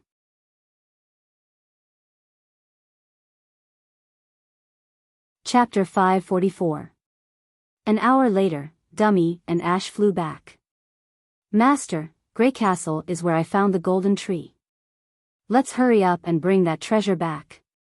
Dummy shouted excitedly. It wanted to rush in, but it didn't dare to because there were too many monsters around. Alright, let's go now. Yunjioga patted Dummy's fat head, then looked at Zishang. It's time. Yes. Zishang nodded and ordered the military advisor to gather the orc elites. The 100 orc elites were split into 2 teams. One team was made up of eagle men, carrying the Nagas as the vanguard. One group was made up of centaurs. They transformed into their original forms and carried other orcs towards Grey Castle at full speed. Yunjioga and Zishang sat on Dummy's back, helping them clear away any obstacles that might appear in front of them. The group of people successfully arrived at the edge of the death swamp. The black aura of death shrouded the entire forest, and the muddy swamp had a faint fishy smell. In the past, orcs would be corroded as soon as they got close, but after awakening the golden light, they could finally resist the aura of death. At this moment, on the marshland, Grey Castle was tightly surrounded by countless puppet orcs. The gate was completely blocked by pitch-black magical beasts. Stay where you are and wait for my orders, Zishang ordered the military advisor. Yes. The military counselor nodded and began to organize the soldiers to stay where they were and wait for the attack. Let Grass and Feifei come out, Zishang said as he looked at Yunjioge. These two little guys were the main force behind the attack on Grey Castle. Yunjioge released Feifei and Xiao Qiao as instructed. The little black and white butterfly smelled the thick death qi in front of it, and its small eyes immediately lit up. Recently, it had fallen in love with the work of converting death qi. Xiao Cao's face drooped and she looked a bit dazed.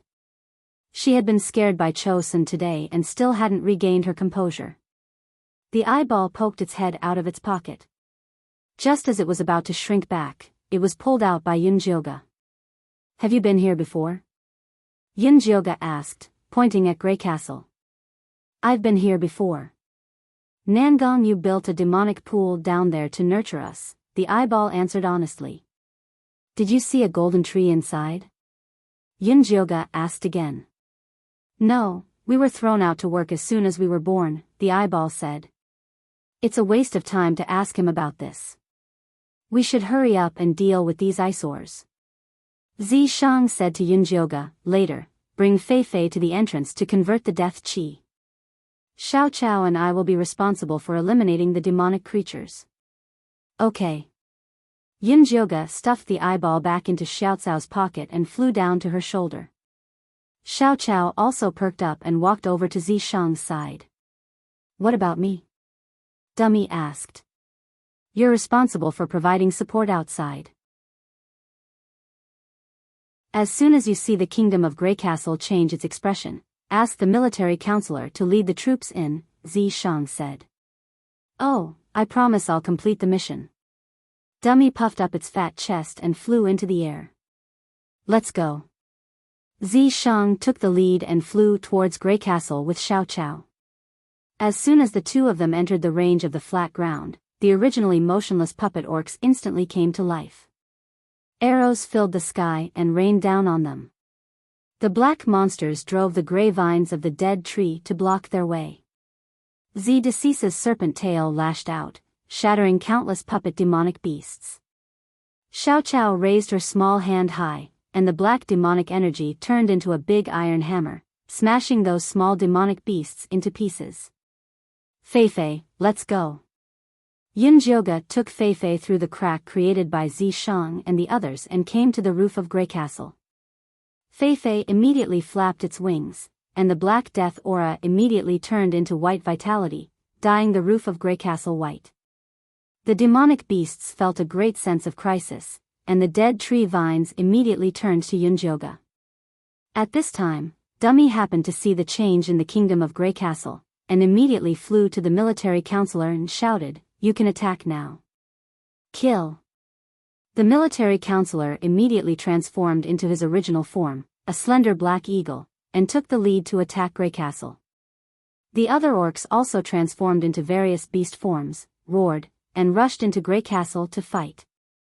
The puppet orcs and demonic beasts, who were originally attacking in an orderly manner, were stunned by the sudden attack.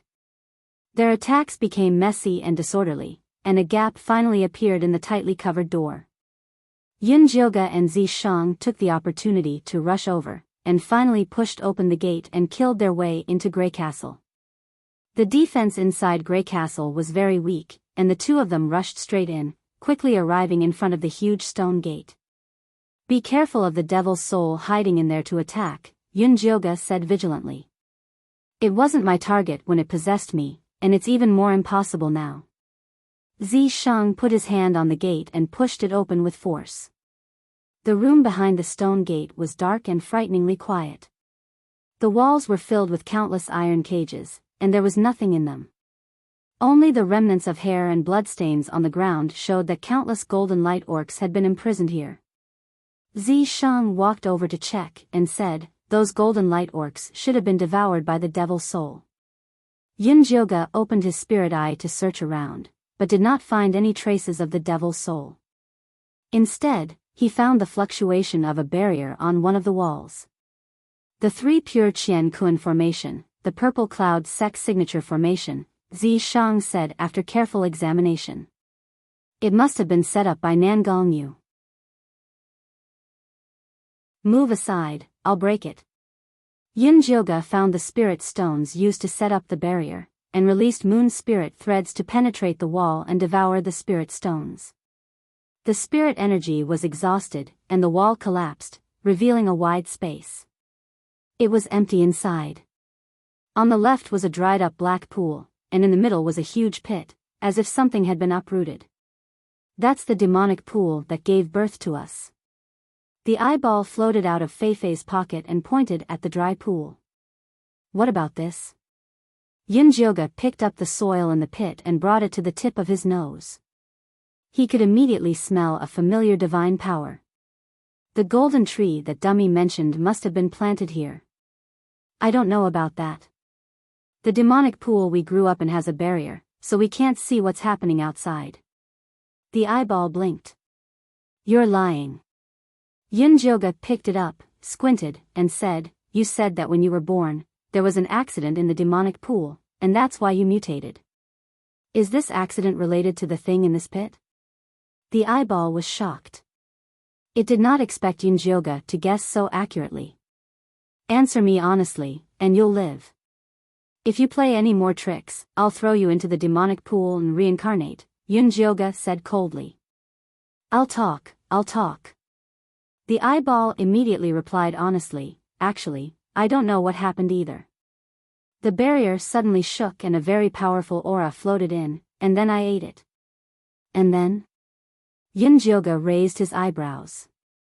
Then I saw that there seemed to be a person sealed in the golden tree, the eyeball said, bracing itself. Is it a man or a woman? What does it look like? How old is it? Yunjioga pinched the eyeball and asked a series of questions.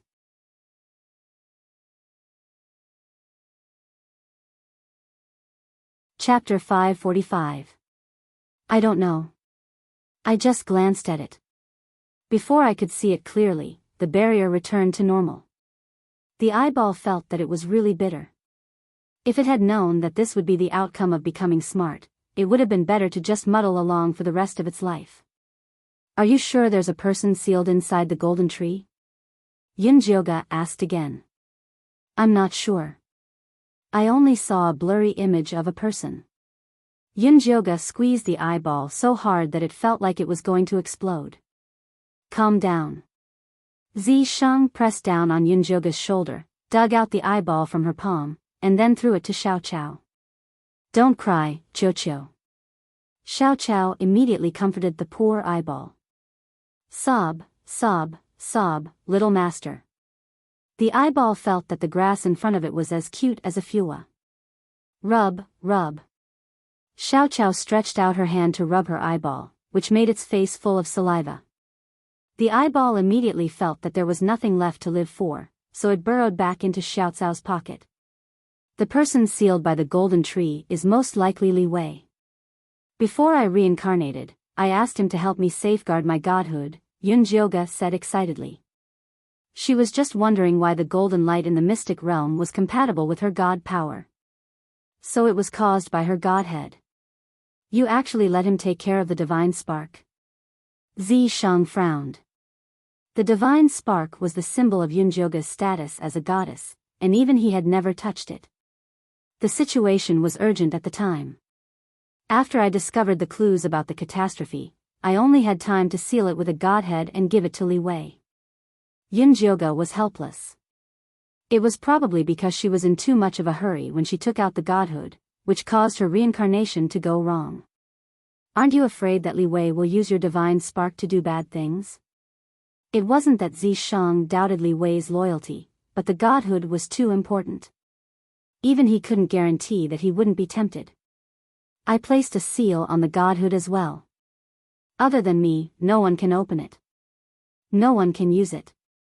If Yunjioga hadn't held back, there was no way he would have handed it over to someone else. Then can you sense where the divine deity is right now? Zisheng asked. I can't. Yunjioga shook her head helplessly. If the eyeball had not reminded her, she would not have even been able to smell the godhood. Could there be a problem? Zisheng was even more nervous than Yunjioga. No, it should be related to the calamity of the godhood seal. The divine spark was something dug out from her divine soul.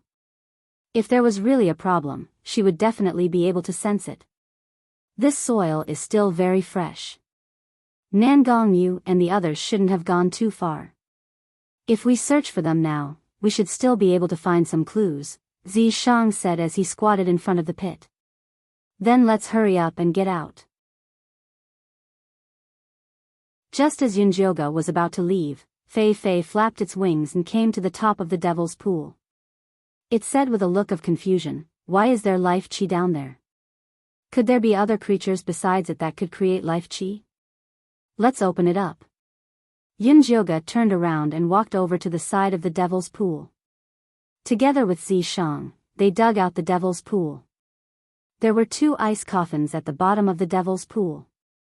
Lying inside were Nangong Li and Bailey Moyen. Zi Shang carried the 2 ice coffins up and removed the seals on them to get the people out. Yunjioga went up to check on them and found that their bodies were fine. There was no demonic energy in their bodies. It was just that their divine senses were sealed. Be careful. Zi Shang stopped Yunjioga's hand from inspecting, then gently brushed aside Nangong Li and Bailey Moyen's hair. Their scalps were pierced with silver needles that could imprison one's divine sense, and they shone with a strange light. Netherworld spirit sealing needles, Yunjioga blurted out. This array was extremely vicious. The souls of people who were hit by this array would be turned into nutrients to nourish their bodies. It was a technique that the devil race often used to possess others. Looks like these 2 brats' bodies have already been reserved by someone. Zi Shang thought of Cho Sen, who had been possessed. He was most likely killed by this array. Help me protect them. I'll remove these silver needles. Removing the netherworld spirit sealing needles was very particular. They had to be removed one by one according to the order in which the needles were inserted. Otherwise, their souls would be destroyed. Fortunately, Yunjioga was very familiar with this array. Using his spirit eye, he successfully removed the silver needles.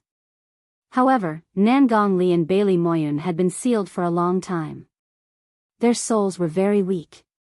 Without the nourishment of spiritual energy, it was difficult for them to even open their eyes.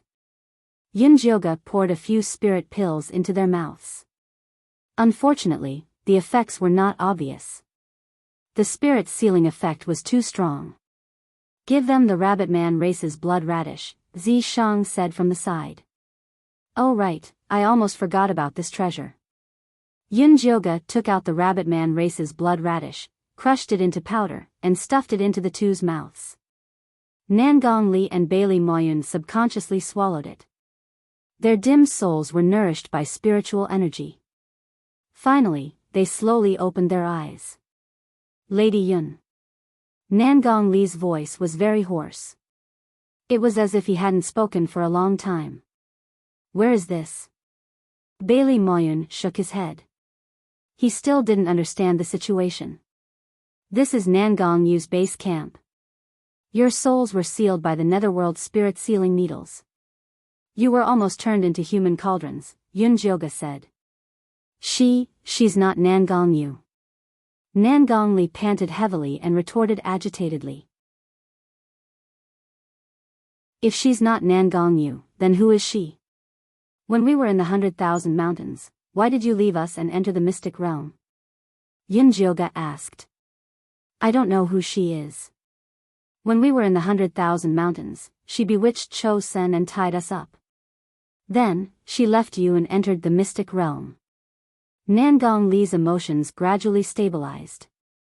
When Nangong Yu and Cho Sen disappeared together, the purple cloud sect master used a secret technique to summon her soul back.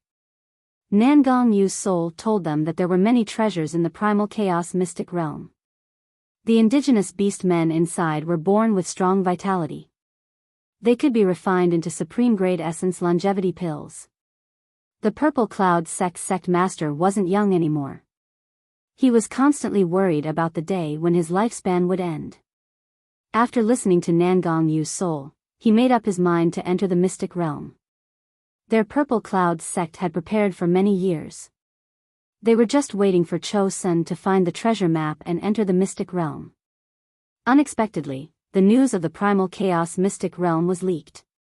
Someone even found another path to enter the mystic realm. However, only golden core cultivators and above could enter.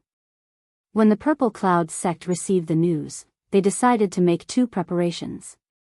One was to let Nangong Li bring Nangong Yu's soul to follow Cho Sen into the mystic realm. The other was to let the golden core cultivators of the sect enter through another path. Bailey Moyun had followed them in by accident. That soul isn't my aunt, Nangong Yu. The moment she entered the mystic realm, she used the excuse of helping Cho Sen remove the seal. She gave Cho Sen's body to a demonic soul that appeared out of nowhere. She even sealed us all. Nangong Li's eyes were filled with hatred. That's right. Miss Yun, before I was sealed, I heard that they captured all the golden core cultivators. They were preparing to use them as a blood sacrifice to remove a certain seal. Hurry and save them. You must not let Nangong Yu's scheme succeed, Bailey Moyun said hurriedly.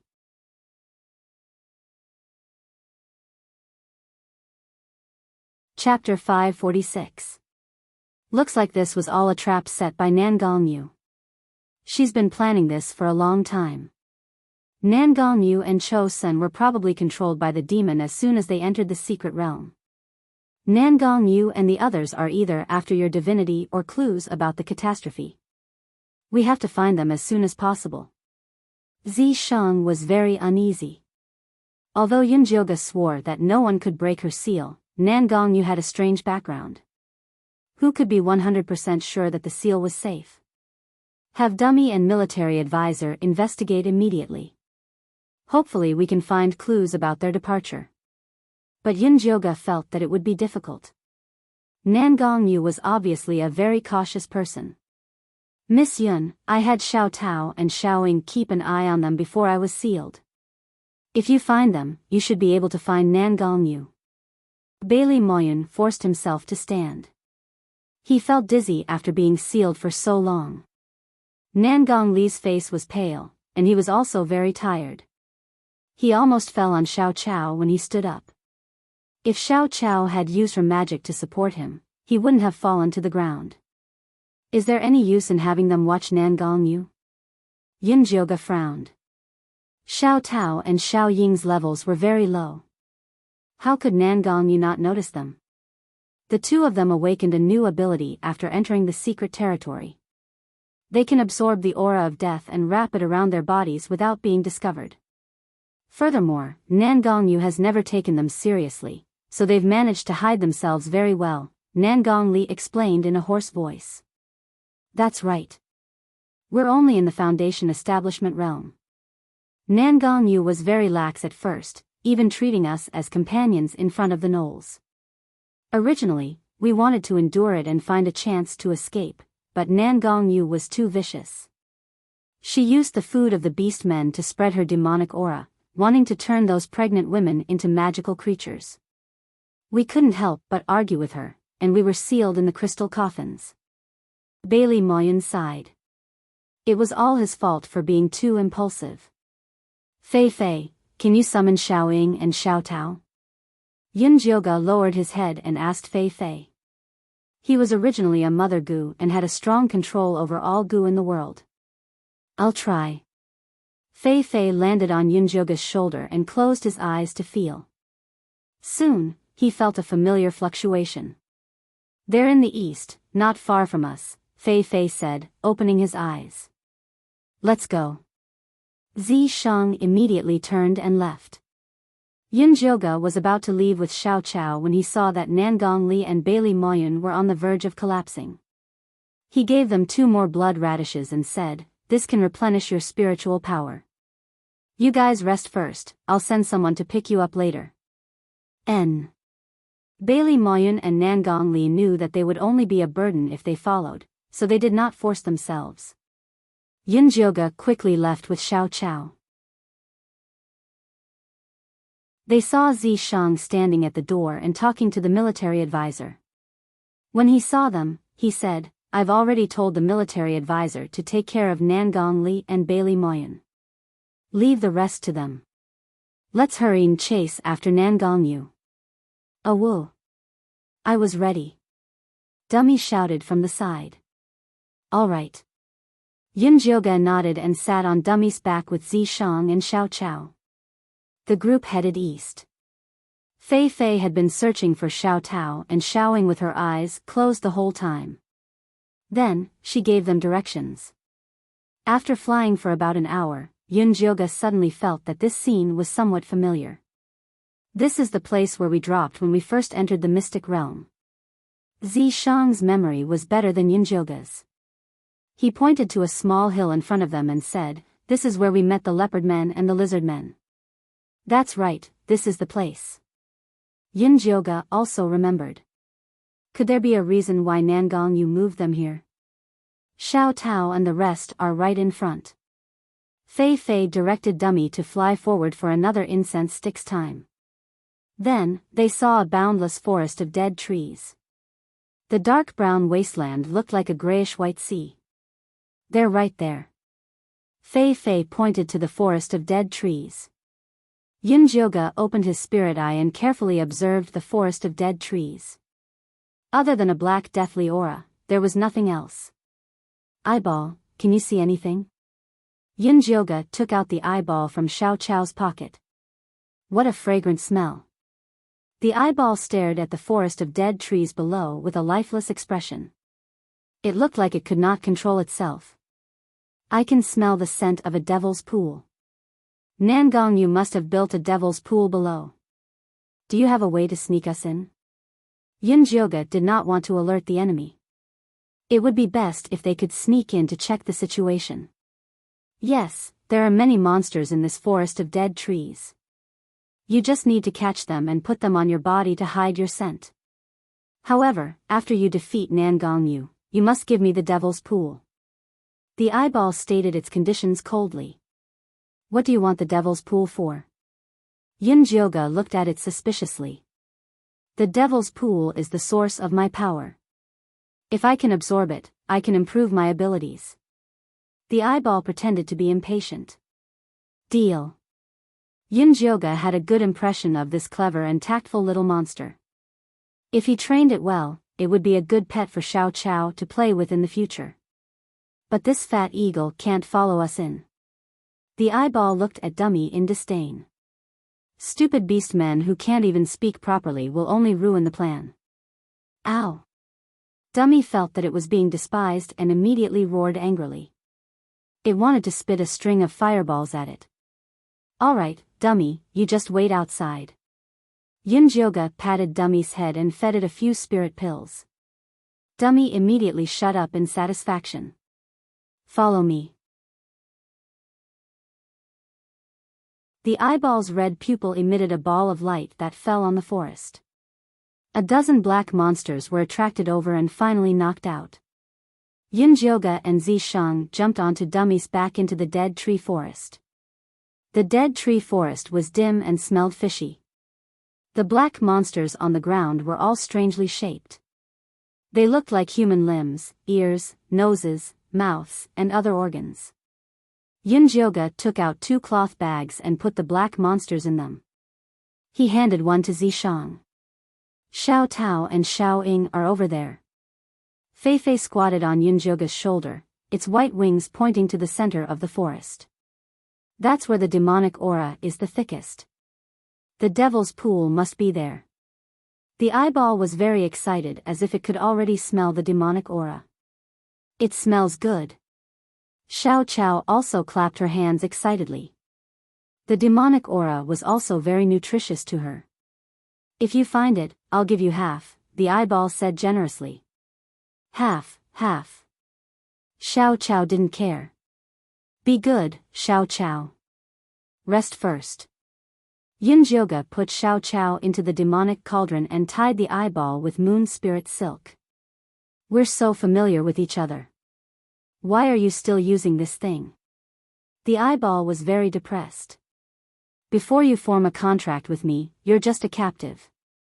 Yunjioga wouldn't easily believe this guy. "All right." The eyeball also knew that words were useless. It could only float forward obediently.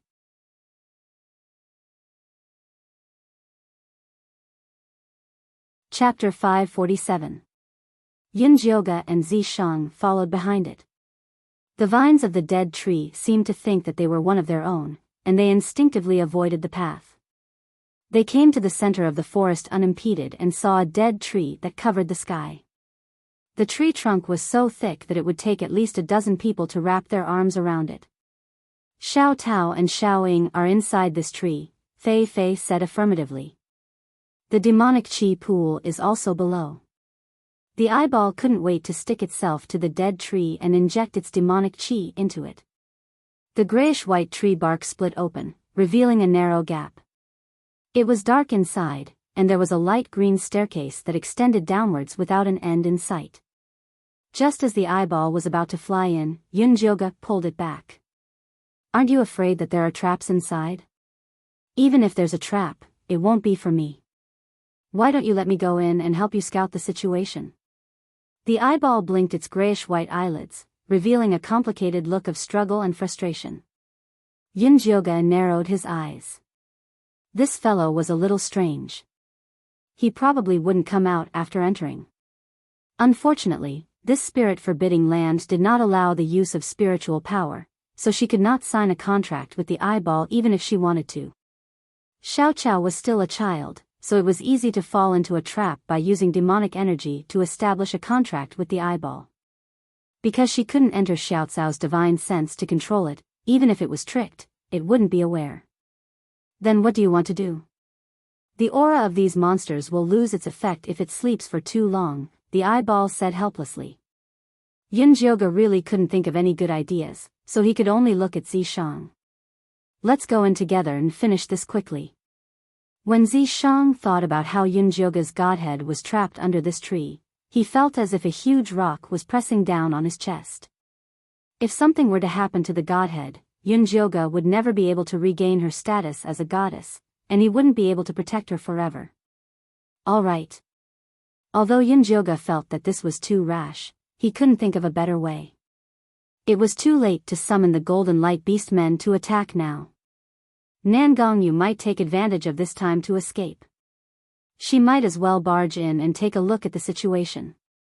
Now that her divine power had almost recovered, she was still confident in escaping. That's right.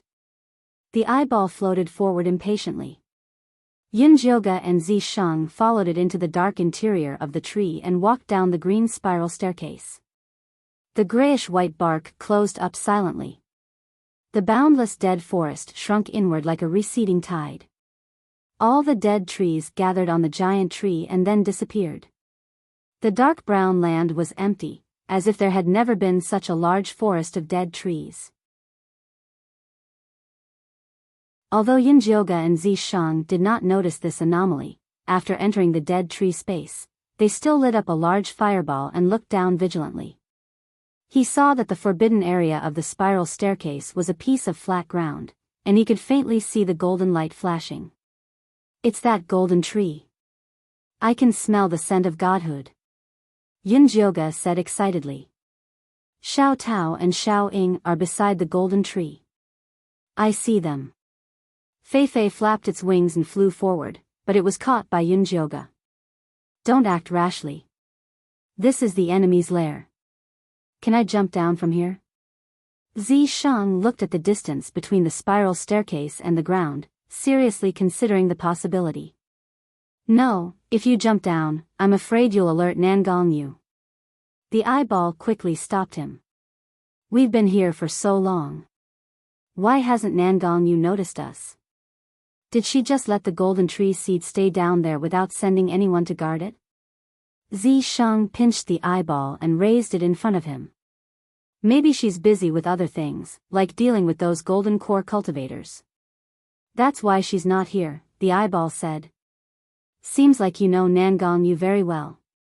The corner of Zishang's mouth curled up, but his eyes did not smile at all. This is just my guess. If you think it's wrong, then forget it. The eyeball could not help but become bloodshot again. It was obvious that it was very nervous. Stop acting. You've completed your mission by luring us here. Why don't you call Nangongyu out to receive her reward? Shang increased the strength of his fingers. His expression was very cold. It looked like he was going to crush the eyeball on the spot. Don't kill me. I didn't mean to hurt you. The eyeball screamed. If you didn't mean to, then you did. Yunjioga sighed and said, you really disappoint me. I used to like you. This little demon had been lying from the beginning. There was no need for it to stay. I didn't want to either. Nangong Yu cast a forbidden spell on me. If I don't listen to her, I'll be killed immediately, the eyeball said pitifully. Didn't you say that you weren't controlled by Nangong Yu? Yunjioga did not believe its nonsense. She really couldn't control me before. I was only controlled after she dug out those two people from under Grey Castle. The eyeball's eyes were filled with despair. It said, when you were talking to Bailey Moyun, Nangong Li secretly cast a seal on me. I wanted to tell you, but I couldn't. Only after we entered this place did the seal loosen. What did you say? There's something wrong with Nangong Li? Yunjioga's eyes widened in disbelief. He had never expected this to be the reason. That's right.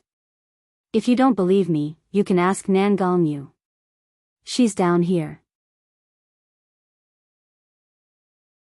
As soon as the eyeball finished speaking, countless bright balls of light began to light up from the bottom of the pitch-black space, dispelling the darkness and revealing the true appearance of the space. Nangong Yu stood at the bottom of the spiral staircase. She wore a golden dress and her hair was combed into a high bun. Her eyes were filled with arrogance. She looked more like a young married woman than a young girl. Nangong Yu, is Nangong Li also one of your people? Yunjioga said as he recalled Nangong Li's appearance when he disguised himself as Wanli Mingxian.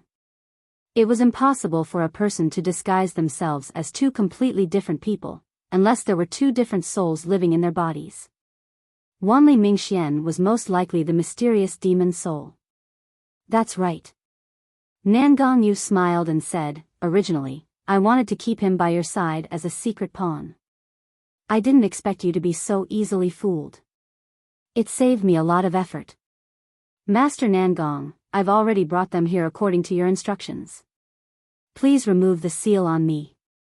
The eyeball immediately begged. Since you're so loyal to me, of course I'll help you remove it. Nangong Yu smiled and grabbed at the air in Zishang's direction. Yunjioga could feel a powerful force of the same origin as the eyeball. It wasn't to remove the curse on the eyeball, but to destroy it. She didn't want the eyeball to die immediately, so she threw it into the demonic cauldron. Zishang raised his hand and dispersed Nangong Yu's power. TSK, I heard that the goddess is kind-hearted and respects the equality of all things. I didn't expect that she would even forgive a traitor. Nangong Yu's destruction failed. A mocking smile appeared on her face.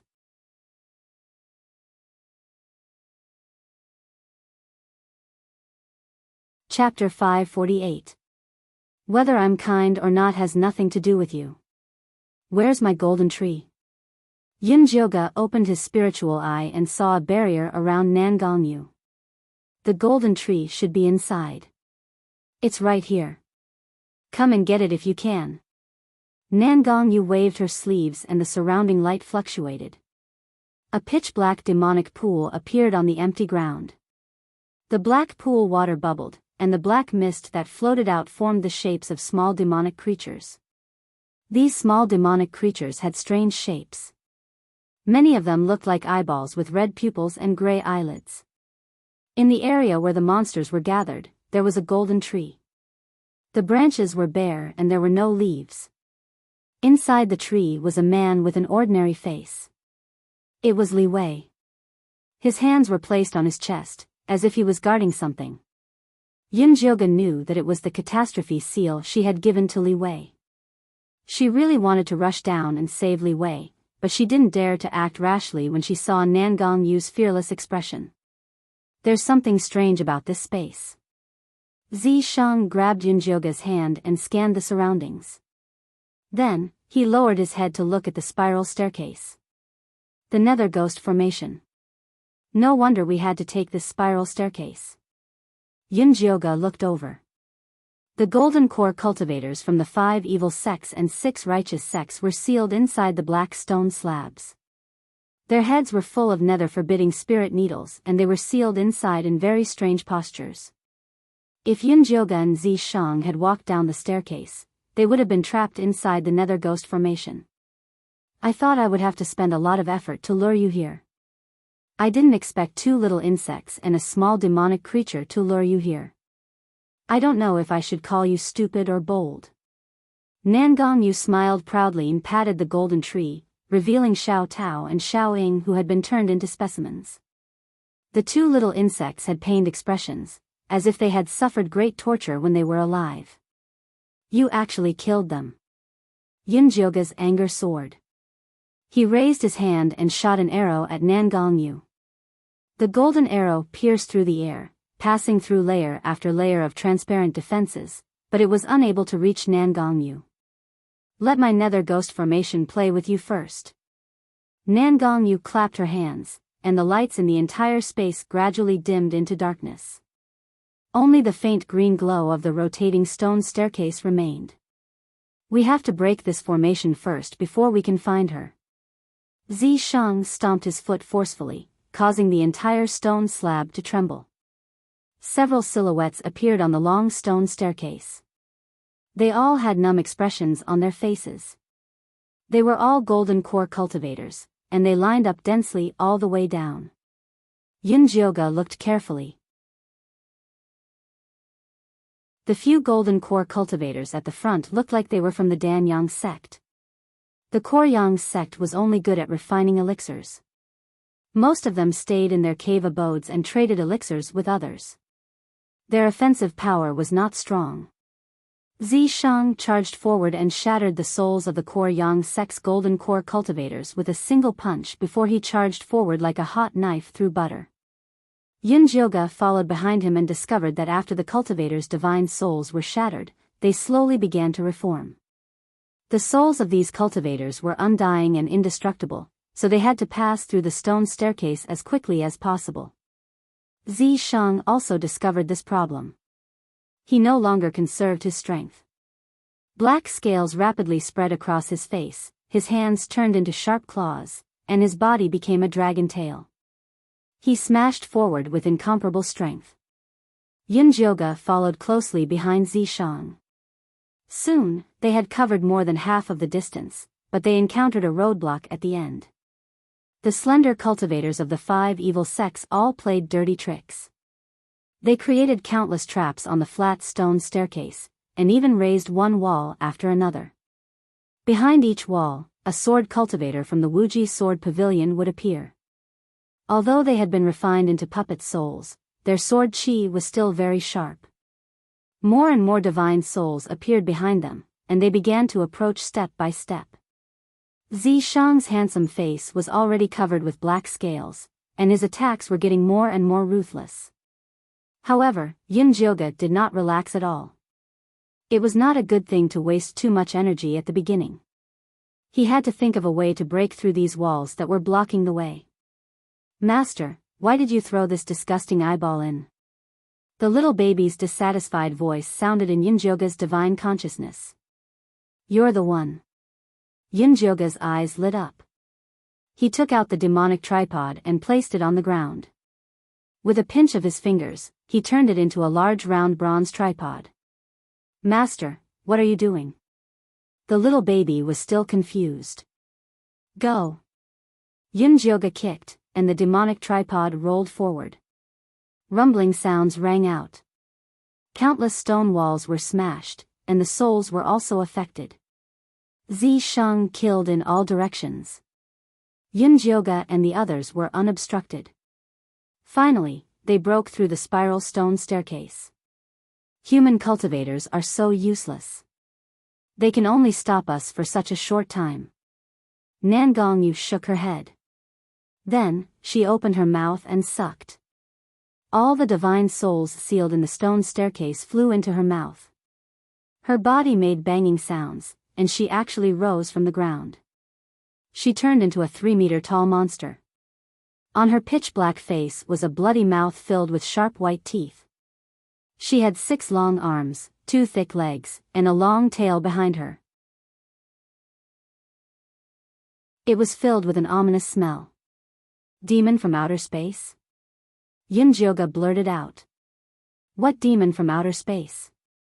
Zishang asked while blocking the monster's attacks. I remember now. The revelation of the catastrophe told me that there is a group of evil and powerful demons from outer space outside Sanglan continent. They plunder resources everywhere. They forcefully opened the passage to Sanglan continent and threw in the monsters they raised. Not only can these demonic creatures possess human bodies at will, they can also spread demonic qi like a plague. After all the living beings on Azure Waves continent have become filthy demonic creatures, they will come and take away the origin power of the continent. Everything will be destroyed. Yunjioge wanted to smash her own head. How could she forget such an important thing? Back then, you used your physical body to mend the sky. Was it to seal that passage? Because Zishang was too shocked, he was accidentally hit by the monster. He smashed into the wall and countless pieces fell. That's right. When I used my physical body to seal the demon passage, I found the key to open the passage. I sealed it with my divine spark and gave it to Li Wei, Yunjioge said while dodging the monster's attacks. Then what are you waiting for? Hurry up and save Li Wei and destroy the key. Zishang kicked the monster into a corner and tried to use his tail to entangle it. The monster roared madly, but it couldn't break free. Yunjioge took the opportunity to rush to the side of the golden tree. He wanted to pull it out of the pool of demonic energy, but he found that it was as if it had taken root and couldn't move at all. At this time, the monster finally broke free from Zishang's restraints and sent him flying with a punch.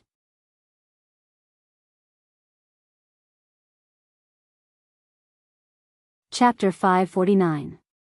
Zishang landed next to Yunjioge's feet, then bounced up and charged at the monster. After absorbing the power of those cultivators, the monster became extremely powerful and had strange methods. Although Zishang was brave, he couldn't take it down in a short amount of time. Li Wei, can you hear me? Yunjioge hit the golden tree with all her might. Li Wei's eyes were closed and he didn't respond. Yunjioge looked at the pool of demonic qi beneath her feet and decided to release the Godhead seal to recover her god power before helping Li Wei. Yunjioge bit her index finger and used her blood to write runes on the golden tree. This set of runes was created by her and it was the only way to release the seal. The golden red god blood slowly seeped into the golden tree. Li Wei's eyelashes began to tremble and the entire golden tree shook. Then, there was a cracking sound. The broken pieces of the golden tree flew into the sky and gradually formed a heart-shaped godhead. Seeing this heart, the monster let out a crazy roar and wanted to rush over, but Zishang's tail smacked it away. Yunjioge reached out to grab the godhood, but she discovered that a figure was faster than her, grabbing the heartbeat and pulling it to the side. Li Wei, what are you doing? Yunjioge stared at her most trusted subordinate and found that on his handsome face, there was a pair of black bottomless eyes. The pool of demonic qi beneath his feet that bound the golden tree had disappeared. Dear goddess, I've served you for so long and I've never introduced my name to you. I'm Ogre. Li Wei bowed to Yunjioge with exaggerated movements. Who are you and when did you enter Li Wei's body? Yunjioge was sure that when Li Wei was serving her, it wasn't this ogre. Or perhaps you prefer to call me the key to open the demonic channel. Ogre straightened up and the corner of her mouth pulled down, revealing a strange smile. You're the devil spirit of that key? Yunjioge's pupils shrank. Everything had a spirit. That key had actually formed a devil spirit and harmed Li Wei, who was in charge of it. That's right, your Godhead seal is indeed powerful. I used countless methods to control Li Wei to do 2 things, Ogre sighed and said. Ogre pretended to sigh and said, if it wasn't for that, would have opened the passage long ago to welcome my master. You encouraged Yuling, to commit suicide? Yunjioge gritted his teeth and asked. At that time, they were still wondering who had impersonated Li Wei to instigate Yuling, They didn't expect it to be the devil spirit transformed by the key. That's right. Although I did it very cleverly, Li Wei still noticed it and decisively sealed himself in this damned place. It's just that he didn't expect that I brought a few contracted monsters with me. Those monsters helped me a lot, Ogre said with a smile. What about Li Wei?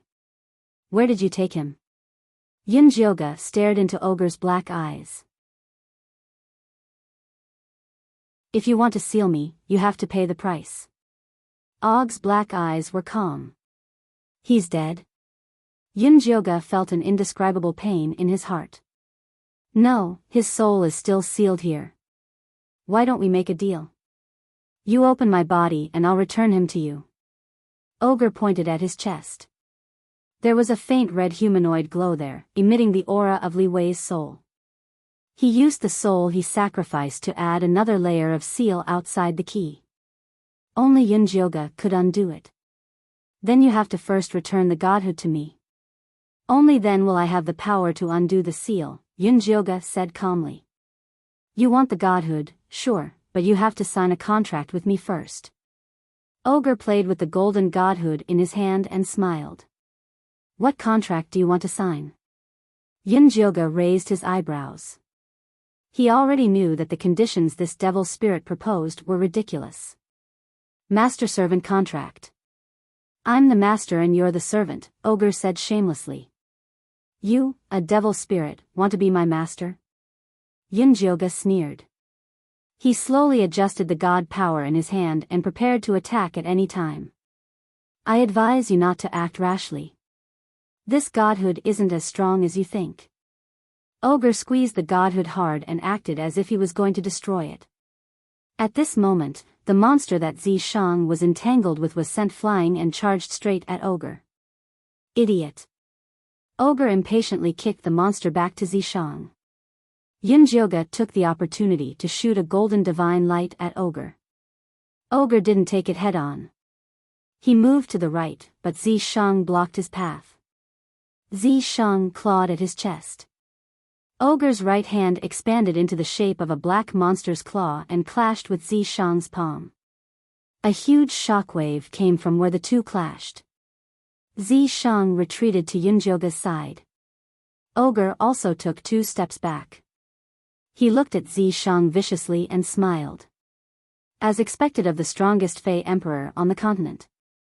You're still this strong even after dispersing your cultivation. It's just that you've angered me like this.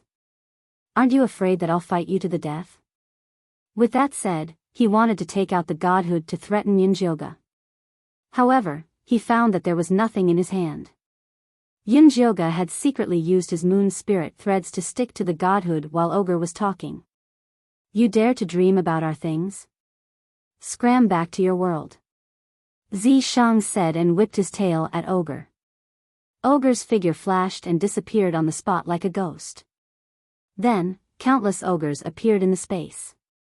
They smiled at Yin Jioga and Zi Shang and said, so what if you've obtained the godhood? You'll still die here. With that said, the floor of the space shook and revealed a black pool of demonic energy. Countless beast and beastman corpses were soaking in the pool. The color of the pool water was very strange. It was thick and viscous. It gave off a smell even worse than the death swamp. Enjoy this black rain source. You'll definitely like it. Ogre's laughter echoed in the space. Ogre polluted the source energy of this mystic realm, which caused the black rain to descend. If I hadn't sealed the passage back then, he would have used the same method to destroy the source energy of the Azure Tide continent. Just as Yin Jioga finished speaking, the monster that Nangong Yu had transformed into accidentally fell into the black water. She was immediately corroded until not even her bones were left. We have to leave this place. That pool of black water is no joke. Zi Shang's right hand pierced through the wall. With Yin Jioga on his back, he climbed up. The ferocious black water was spreading faster than they could climb. Zi Shang quickly rushed to the top. However, he discovered that the exit door had already disappeared. Protect me. I'll absorb the godhood first. Yunjioga instructed anxiously. He then swallowed the godhood into his stomach. The familiar power did not appear. The godhood in Yunjioga's stomach did not react at all. You're not the only one who knows how to seal things. Ogre's voice resounded in the space. A pair of pitch-black eyes appeared in the black water. They reflected a strange light as they approached Yunjioga.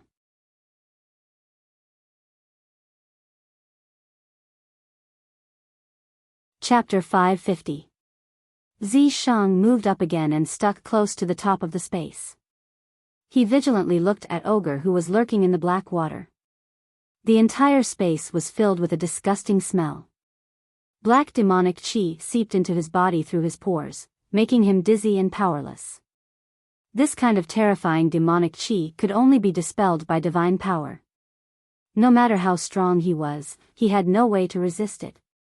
Ha! Tremble, people of Blue Waves continent, you all will melt in this black water and become the stepping stones of my conquest of this continent. Wait until I take down Blue Waves continent, then I will be able to open the passage to welcome my companions. Aogu issued a savage laughter, then the black water rippled and approached Zishang and Yunjioga. Zishang, I can't undo the seal. Yunjioga desperately mobilized the divine power in her body to break the seal. But the seal was too powerful. It was as powerful as the passage she had sealed with her body. Obviously, Ogre had used all his power to seal her godhead. If she could break through this layer, not only would she obtain divine power, she would also be able to kill Ogre. But first, she had to have enough power to undo the seal. Calm down, the godhead is already in your hands. You can definitely undo it. Zishang's voice was calm and steady. Yes, I can definitely undo it. Yunjioga encouraged herself. Then, she condensed her divine power again to attack the seal. But her remaining divine power was too weak. It was like trying to smash an egg against a stone. Give up resisting, stupid Kanglan people. We, Blackbone demons, are the most powerful race of extraterrestrial demons. No one can resist our invasion. Ogre's gloomy voice echoed in the space. Ancient Demon He accidentally discovered that the origin power of Blue Waves continent was very suitable for them to invade. Although Blue Waves continent was only a low-level plane, the extraterrestrial alliance clearly stated that they were not allowed to invade the origin continent that had consciousness. In order to prevent other races from discovering this piece of fat meat, Ancient Demon He sent Ogre to secretly come to Blue Waves continent to open the passage. But because of a moment of carelessness, Yunjioga used the godhead to seal it. Before he fainted, he released his contracted demonic servant. Then, Yunjioga sealed it and threw it into this secret realm. He spent countless efforts to slowly reverse the situation and was successfully lured to this secret realm by Yunjioga. Now, it was time for him to harvest the fruit of victory. Shut up. Yunjioga angrily shot an arrow at Og. The golden arrow pierced through the black water and ignited with golden flames. The water level of the black water dropped a little. If she had enough power, she could burn the black water, just like how she forcefully closed the passage. Don't waste your divine power. That's just a provocation. Zishang pressed down on Yunjioga's hand. But I can't break the seal. Yunjioga didn't want to admit that she was useless, but she had indeed lost this time. There must be a way. Zishang was not discouraged at all. No, Zishang, we've lost. Later on, I will burn my godly power to get you out. Then, I will be reincarnated once more. This time, you must find me as soon as possible. Yunjioga gripped Zishang's hand tightly. It was all her fault for being too conceited and foolish in her previous life. For the sake of the unreachable Son of Life, she had hurt the person she loved and pushed him away. That was why she was destined to fail. No, I won't look for you again. Zishang's eyes flashed with gentleness and pain. I have already waited for 2,000 years. I don't want to wait any longer. Also, Willing said that if you reincarnate again, your soul power will be even weaker. It will be even more impossible for you to defeat Og. No, I will reincarnate with God's spark this time. It will definitely be better than this life. Yunjioga's tone was anxious. She really wanted to convince Zishang, but she knew very well that in her previous life, she was at the peak of power. At that time, she couldn't kill Og. If she lost in his hands in this life, there was no chance of winning in her next life. Azure Wave Continent was finished. But even so, she still hoped that Zishang could survive. No, this time, let me help you. Zishang suddenly hugged Yunjioga's waist and forcefully covered her mouth. A warm thing slid down her throat from her mouth and into her abdomen with a familiar taste. That was Zishang's inner core. You're crazy. Yunjioga wanted to spit out the inner core. Without the inner core, Zishang would have no divine soul. He would die. Live. I know you can do it. Zishang smiled. His handsome face was so gentle that it was intoxicating. His finger flicked out a beam of moonlight that entered Yunjioga's body. Moon spirit threads suddenly appeared and tightly wrapped around Yunjioga, pinning her to the wall. Let me go, Yunjioga ordered the moon spirit threads. But Yu Ling stubbornly sent a remnant of consciousness over. I knew that entering the secret realm would be life-threatening. But don't worry, I will definitely take you out of the secret realm alive. This was Yu Ling's consciousness that Zishang had secretly collected. He had prepared it just for this moment. Jioga, I love you. Zishang said and jumped into the black water. Zishang! Yunjioga screamed. A blinding dragon light came out of Zishang's body. Dragon horns appeared on his forehead, and black dragon scales extended downwards. In the end, he transformed into an extremely powerful black dragon. The black dragon's strong tail viciously whipped the walls of the space. A strong dragon aura immediately exploded. The black water surged, and the entire space shook. Damn it! Aogu roared angrily. The black water rolled up turbulent waves and rushed towards Zishang. Moon spirit threads flickered with tenacious light and resisted the black water. Yunjioga was safe and sound, but Zishang was covered in cuts and bruises. The black water corroded his scales. His flesh was mottled, but he fiercely collided as if he didn't feel any pain. Blood spurted out from his forehead. The mighty dragon horns started to crack, but his dark purple pupils didn't waver. Raging flames spread from his eyes to his whole body. The bright red blood was like kerosene, burning his life just to help Yunjioga escape from the prison. The space had already started to collapse. Cracks started to appear. Just a few more collisions and it would collapse. Zishang, you madman. Aogu was mad. He really didn't expect that Zishang, a dignified dragon emperor, would do this for Yunjioga. If he really let Yunjioga escape from here, then all his plans would be for naught. He had to kill Yunjioga as soon as possible. Even if he couldn't get the divine power of Blue Wave's continent, he didn't care. Aogu once again sunk into the boiling black water. The black water split into two.